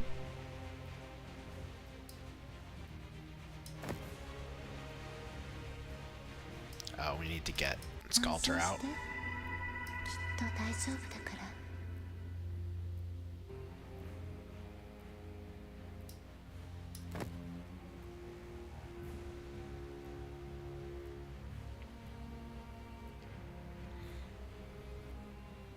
And I actually am going to have her over here and Golden I know Glow. what nothing can mask the scent of despair.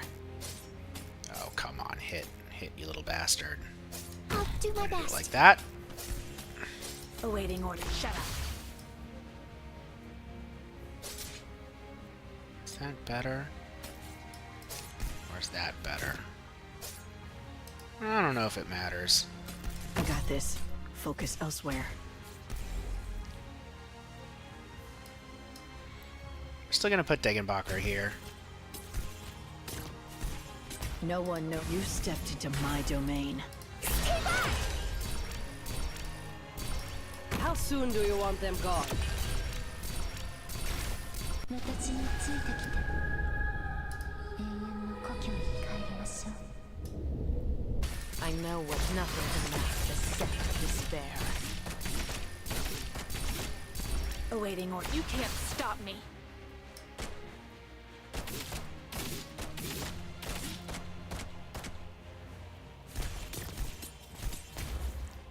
That's kind of a busted combo.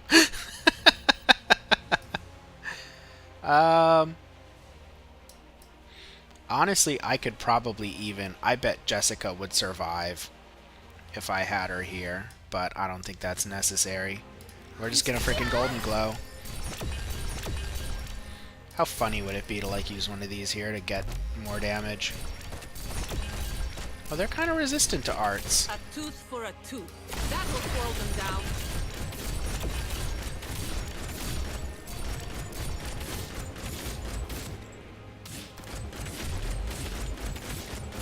You want my... Use your weapon to tell me who you are.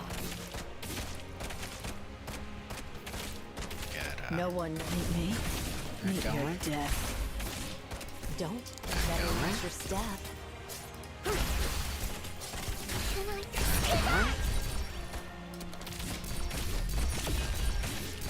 You want my... Use your weapon to tell me who you are.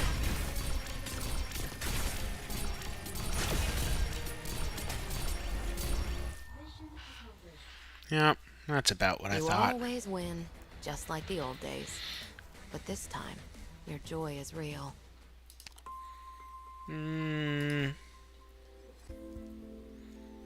I think they're going to give me boxes on this stage? That's the real question. 1, 2, 3, 4. 4 lanes potentially.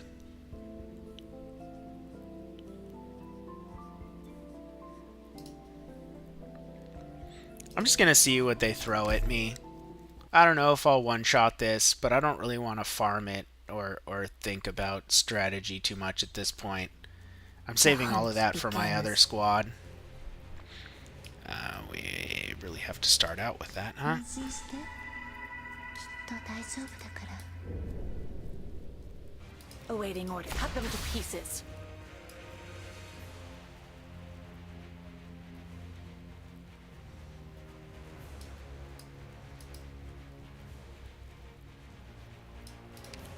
I won't do it like that. Maybe.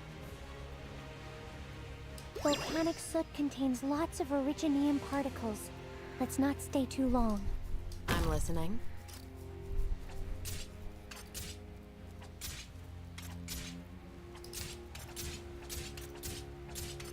Don't you can't hide your fear.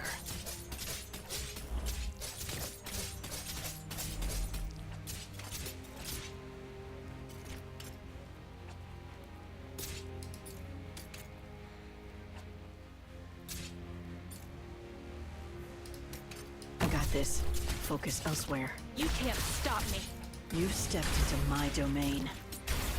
私についてきて永遠の故郷に帰りましょう Ejemy. I know what I will sink your corpse into shadow. No one will find it.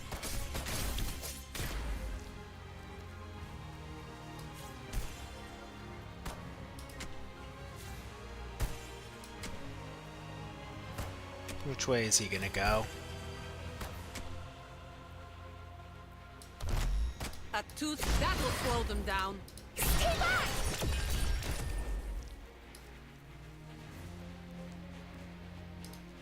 You You can go do something else. Got it. Cut them to pieces. They only right behind you.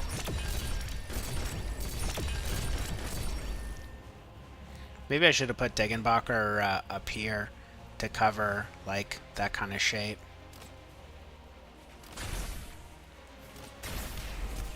Got it.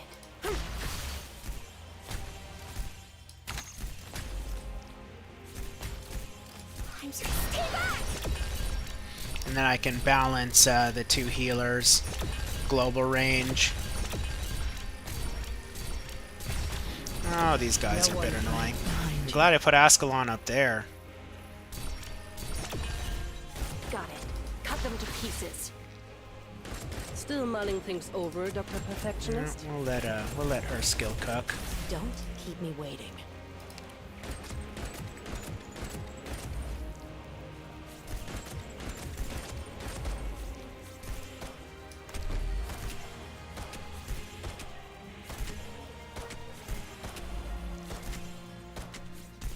You want my opinion? I'm so get away from me! Please!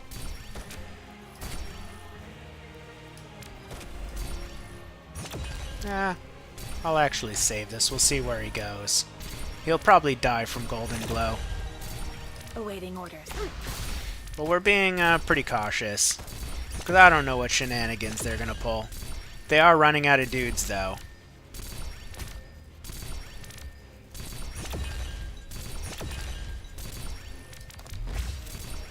And I don't move!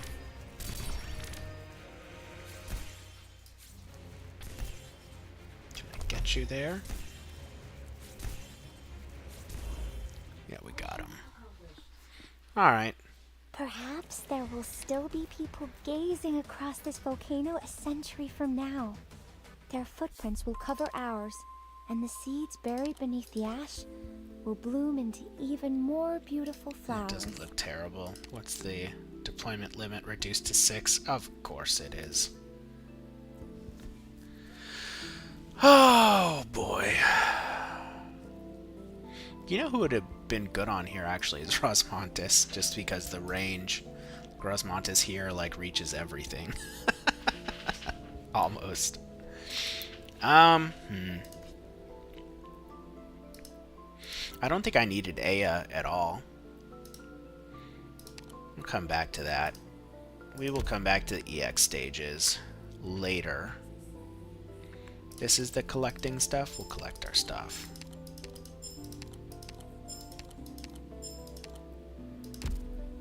Now I have a pretty good windfall. We'll buy his tokens out, I think. If I can. I think I can. Yep, we can. And we're not in any severe resource shortage except for the skill books, so I'm not too concerned. I'll get all this stuff before the event ends for sure. It won't even be a contest. But we'll do, do I need gels? We're doing okay on gels. We'll do one stage here.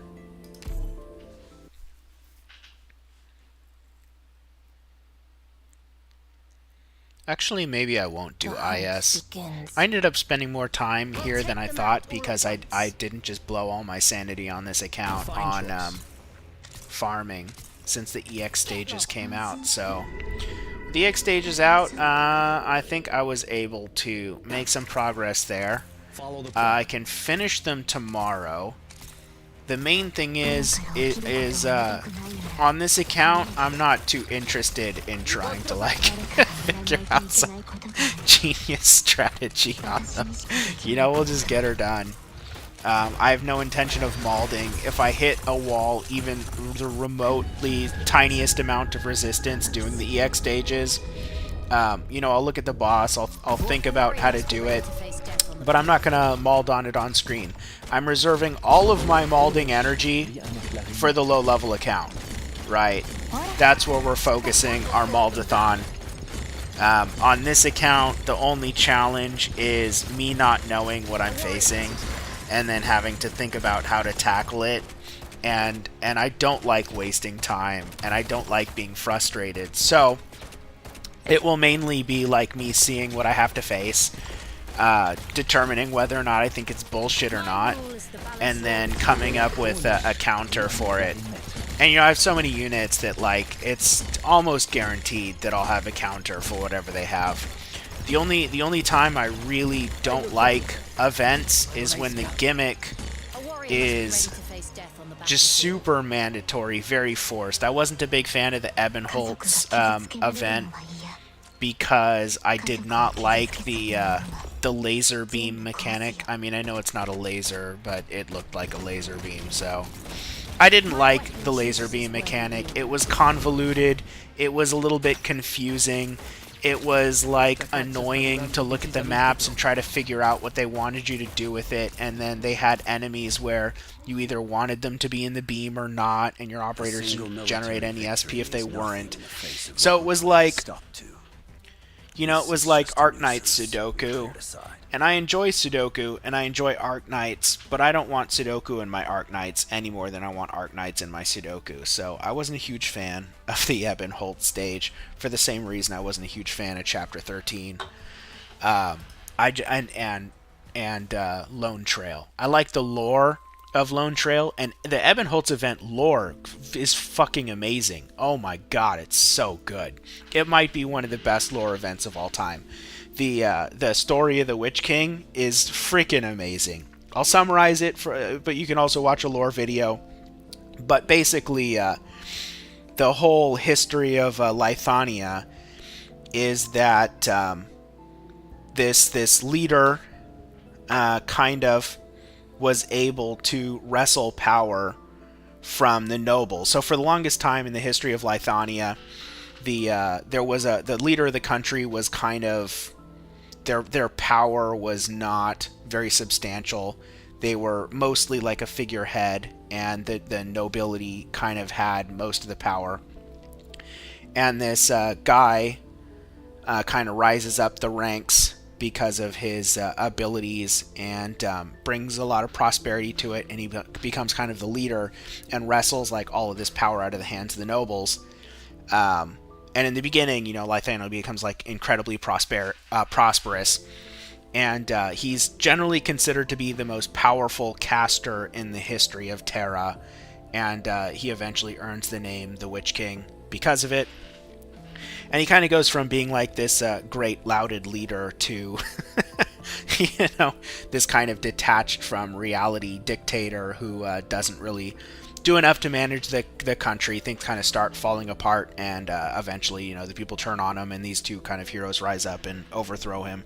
There's a video on the whole thing that's just incredible and explains it in detail, because that's just like me glossing over the plot points and not doing it justice at all.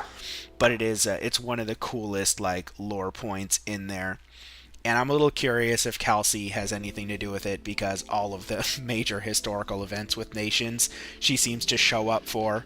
So the destruction of Kazdel and Gaul, you know, Kelsey was, you know, playing political parts in making those events happen. So I wouldn't be surprised if she were there for the fall of the Witch King as well.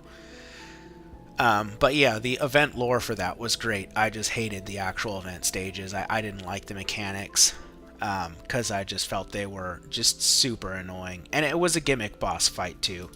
Call me old school, you know, maybe even boring, but I like my bosses to just be like how they used to be. I still think that Patriot is the perfect boss. He's like, I think, the best boss in the game, because he's not overly complicated. You know, he's sort of, I think, hard enough for when you're meant to face him. You can kind of figure out clever ways to beat him, and he's still brute forceable. So I think he kind of meets all of the criteria that I look for in a well-designed boss. Should I know a lot of people say that this guy's trash, but I'm really tempted to build him to try out this. I am very excited for Pepe. I really hope I get her without too much issue. I'll 100% build her properly and test her out. I don't care if she's meta or not. We're going to have fun. Fun trumps the meta. Like I've said this so many times. Everyone is so hyped for Wizardel. but I just have to point out to people, how many different flavors of Milnar do you need? Let's say Wizardel is the most busted operator of all time, right? But like Milnar and Chalter exist, right? And like I have Milnar and Chalter. So even if Wizardel is the most busted operator of all time, right? If I don't get her, I can use probably Milnar and Chalter to similar at least effect, right? Maybe not identical, but I feel like I can achieve similar results with operators I already have. So it's like, the reason why I bring up those two is because when Chalter came out, she was the, proclaimed as the most busted of all time.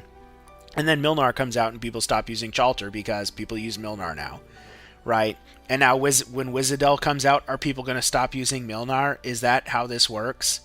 And right, what was it before Chalter? Surtur, right? And then Texas Alter.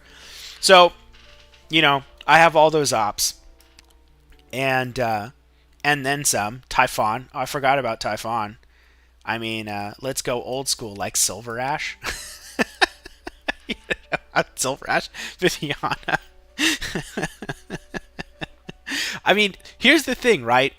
I feel like Ascalon competes with Chalter, right? But there's been enough power creep in the game now to where people are skipping Ascalon because nobody uses Chalter anymore, right? I've said this many times. But like Ascalon is cracked as hell. She's cracked. I don't call very many operators actually broken. Like Virtuosa, her DPS is decent. It's okay. It's not bad. But in the world of meta, it's mid. The reason why people like her is because she negates damage reduction. And they put damage reduction on fucking everything now. And I think damage reduction is the most garbage mechanic. Virtuosa, all things considered, should be mid. Like, she should be good, like solid, because she comes with some crowd control as well. And Necrosis has the interesting effect of 50% enfeeble, which is also a powerful effect. So all things considered, Virtuosa should be a utility, not a DPS.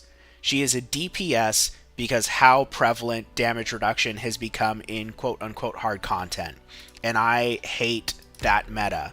Like, damage reduction is the new version of high arts resistance, high armor meta that happened after Surtur, right? So Surtur gave us the high armor, high resist meta, and now we've had enough power creep to go into the damage resistance meta on top of that, and Virtuosa is the only counter to it at the moment, and the other ritualist, but nobody uses them. I mean, apparently they're okay, according to people who play with such welfare units. I didn't build it. What's it? Valorquin? Let me look at their kit. Where are you? I know I have you. There you are. Valorquin. Let's evaluate, Skill 1. It's actually pretty good. Is that any different from Virtuosa? I feel like Virtuosa's skill 1 is very similar to that. No, wrong button.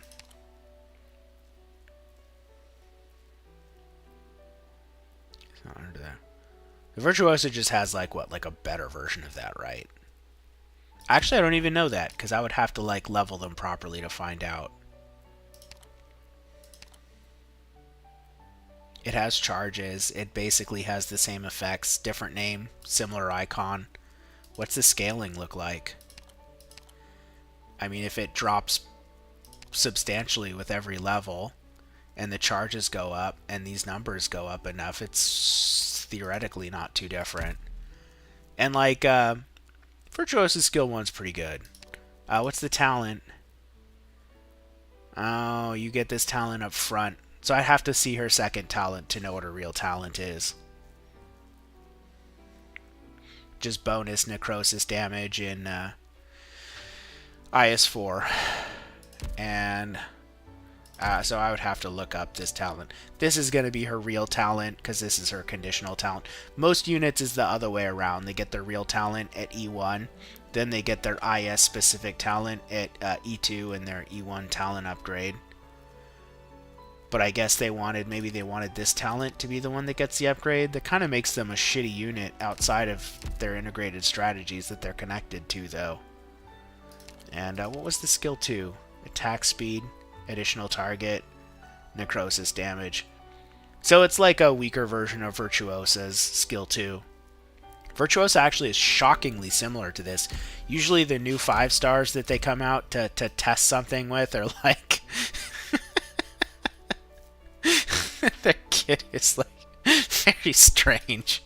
Because you got the attack speed and additional target and the necrosis damage. It just Virtuosa adds necrosis damage to highest attack operator in her range. Right. So that's the only real difference between them. Like the biggest difference. But that's also what makes this version of her skill so much better than Valarquin's. But that's actually like shockingly small changes for a 5-star to a 6-star. Those might be the most similar 5-star to 6-star, like experimental versus, release unit we've ever seen. And I think where I'll be most excited for Ritualist actually is 4 stars, because on my newbie account, if I had a Ritualist, I wouldn't have to worry about resistance and the arts damage, even if it, like I said, even semi-mediocre. It's like Amiya's arts damage isn't anything to really, put on a pedestal yet. Not until she's E2. So that's a bit interesting. Anyways, I will call it maybe a bit earlier than I normally do tonight and just chill and watch some TV. I feel like... I hope you didn't run I feel like into the any EX trouble, stages we did Doctor. all right on. I could have gone a little deeper, but we did the normal, and EX versions of the first 4. That means I think we have 4 left. I can actually check on that. Let's see what it says. This thing. Yeah, it goes to 8. And then the special modes, those probably unlock next week. Or probably with just 1 weekend left to go. I wish that these released with the EX stages, because I feel like I don't understand the point of giving you the hardest stages with the shortest amount of time to complete them. So EX8's probably not going to be too bad, but I bet you these S stages are going to be fucking annoying as hell, and then this MO1 probably won't be too bad. I mean, I guess it depends on, how strong your units are. And I think this is one of those stories I've got to go through the snail way. Normally I get my lore and summaries, but Babbel's probably too important for me to do that with. And I got to get inspiration for a topic to do a lore deep dive on. But I don't want the topic to be super big. I do want to do a video on the Civilite Eterna, but that ties into theory crafting on the fate of Teresa and how we get her in Chapter 14. It ties into Amiya. It ties into the Lord of Fiends prophecy. It ties into Doctor's race, the first civilization, all that stuff. So that's kind of a monster that I want to tackle at some point. I have to figure out the style of presentation to do it in. And it'll require a metric shitload of research to put together. So I'm looking for a smaller topic. The video on the Witch King and Lithania is so good that I'm I didn't even know about that. That wasn't a story I looked into, and I didn't read up on the lore on that. So it kind of blew my mind. The other YouTuber did such a good job. I don't even want to touch that topic. I might watch that video again for inspiration to how to do my own lore deep dive on something, because they did a great job covering it. I mean, if you look for Arknights Witch King on YouTube, I think you'll find it. I don't think it'll be an issue, but they did great. So I think I think I did have an idea. I was going to talk about I think maybe what I'll do is W's lore, because W has a reputation in the community that is completely lore inaccurate. So this will be a little bit of spoiler, but not really, because all the stories in the game. But the community kind of interprets W as this kind of unhinged, insane person, mentally unstable. She's like none of those things. She is one of the most ethical and grounded characters so far, right? Now, I've heard some rumors that after you get the alter version that she's actually crazy, but I don't know, because again, so much of her reputation is actually bullshit. It's literally just based on the facial expression she makes in like some of her PNGs from the story. That's what the entire thing about her being crazy is based on. But she acts incredibly logically in this story every time. So the whole thing about W is that the Sarkaz mercenaries, especially the ones that want to have a homeland, right, they are a bit nihilistic because most of the world doesn't really want them around. They're a bit like the, indigenous peoples in during the Western colonial period. Most people kind of view them as this inconvenience, the natives in the way. But they also, the other thing about them, though, is they get treated as being an expendable resource. So Sarkaz mercenaries are desirable because other governments can hire them to do things that they don't want to use their own people for. And when this happens, that because it's this transactional thing and they don't really care what happens to them, the Sarkaz mercenaries develop this like sense of nihilism. So when you're introduced to W and Hodor and Inez, right, they're constantly in like these dire situations where they just think they're gonna die. They're like, it's over for me. This is my time. They just kind of accept it. And then, someone shows up in order to like turn the tides, which is kind of why they survive. But literally you could say W is really only alive because of luck several times. But she's also like, when I'm going down, I'm not going down without a fight. So she's always got these traps planted. She's always like using herself as bait to lure people into them. And, because her thing is planting explosives, because the gun that she carries, she can't use.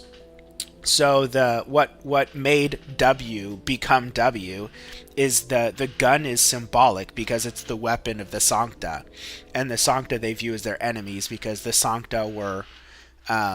they were Sarkaz who took up the law, kind of an ancient artifact that forced a sort of evolution on them for them to become the Sancta. And they constantly, they're like the number one source of war and destruction in Kazdel, kind of keeping the people down, if you will.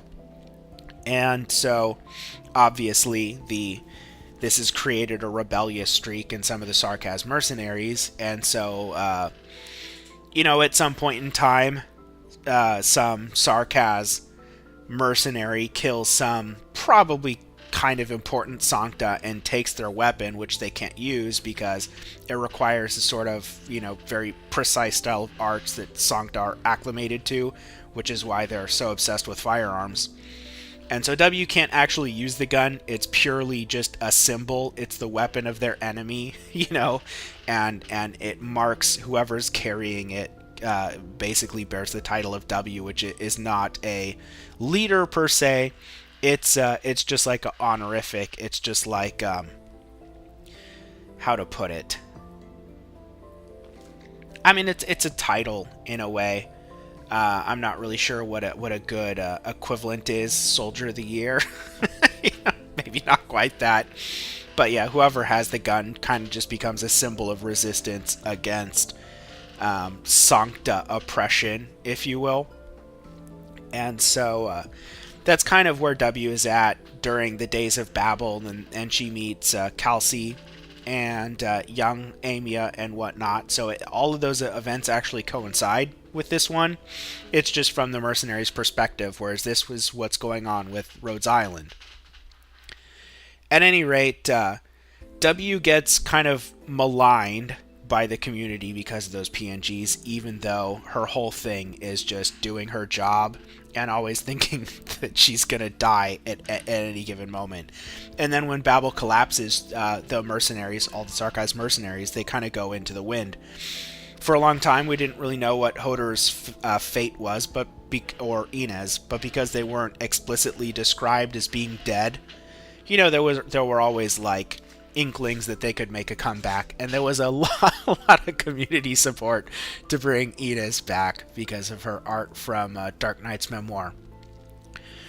So, anyways, later on, what ends up happening is that W ends up getting hired by Reunion. So she doesn't just join Reunion ideologically, although she doesn't completely disagree with their cause, because she has her own causes, which is the recreation of a homeland for the Sarkaz in Kazdel.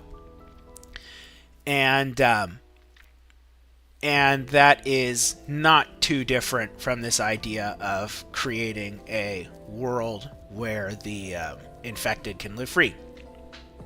Especially because so many Sarkaz mercenaries are also infected from being put into harsh environments and treated like completely expendable resources. And so she goes along with Tallulah for a while, but whereas most of the other Reunion leaders, after Tallulah kind of changes and moves away from seemingly ideological objectives to just being, you know, a agent of chaos and destruction, most of the Reunion leadership, they just go along with it. You know, they're like, we're in too deep. You know, we're not turning back now. They just don't even care anymore. Like Mephisto and even Patriot, he's like, I no longer believe in any causes. I am for war, and so war is what I will do. Let's fight. But W's different. W sees the change in Tallulah and tries to blow her up, which fails, and she almost dies doing, but it shows that she has an ethical code. And as a mercenary, you have to think that if you turn on your employer, who's going to hire you after that? So this is a pretty risky move, and she effectively becomes a refugee at that point. You know, with no allies on the planet. Nobody likes the Sarkaz. Even Reunion. Burned bridges with Reunion. Fought against Rhodes Island at this point. So when she comes to Rhodes Island, she kind of ends up as one of the, you know, political refugees at Rhodes Island. Most of the people distrust her, and she just kind of leans into it because she's so used to being, you know, kind of maligned by everyone, that she doesn't even try to get close to them. And so that's like the whole thing about W being kind of unstable or crazy, which is just not true. She's incredibly rational. She has the ability to act ethically. She has her own sort of set of morals that she lives by. And she just has this really nihilistic attitude towards the world because nobody has ever valued a Sarkaz mercenary's life before. And then she spends time at Rhodes Island and kind of starts to gain some of that self-confidence back. And that's where we're kind of at right before the next event. So I'd be really actually disappointed if they do W dirty in the new chapter and actually just make her crazy. That'll piss me off because that's like backwards character development. You know, we're at the point where like W could you know become kind of normal, and she's been in the story and a fan favorite for so long that it seems appropriate to kind of interweave her with the overarching story of Amiya and the Lord of Fiends and the Sarkaz and Kazdel and Teresa at this point. So yeah, I'll be sad if they do her dirty, both in just releasing a broken operator and then breaking her storyline and just making it like, that'll be trash in my opinion. I'll be like, ugh, boring. it's like season 7 of Game of Thrones with what they did with Daenerys, you know, just having her turn on a dime and like, oops, I'm just gonna kill people because I can now. No character development for that. So yeah, we'll call it there. Have a good night, everyone who watches this, all 10 of you. And I'll be back on tomorrow, hopefully with some more interesting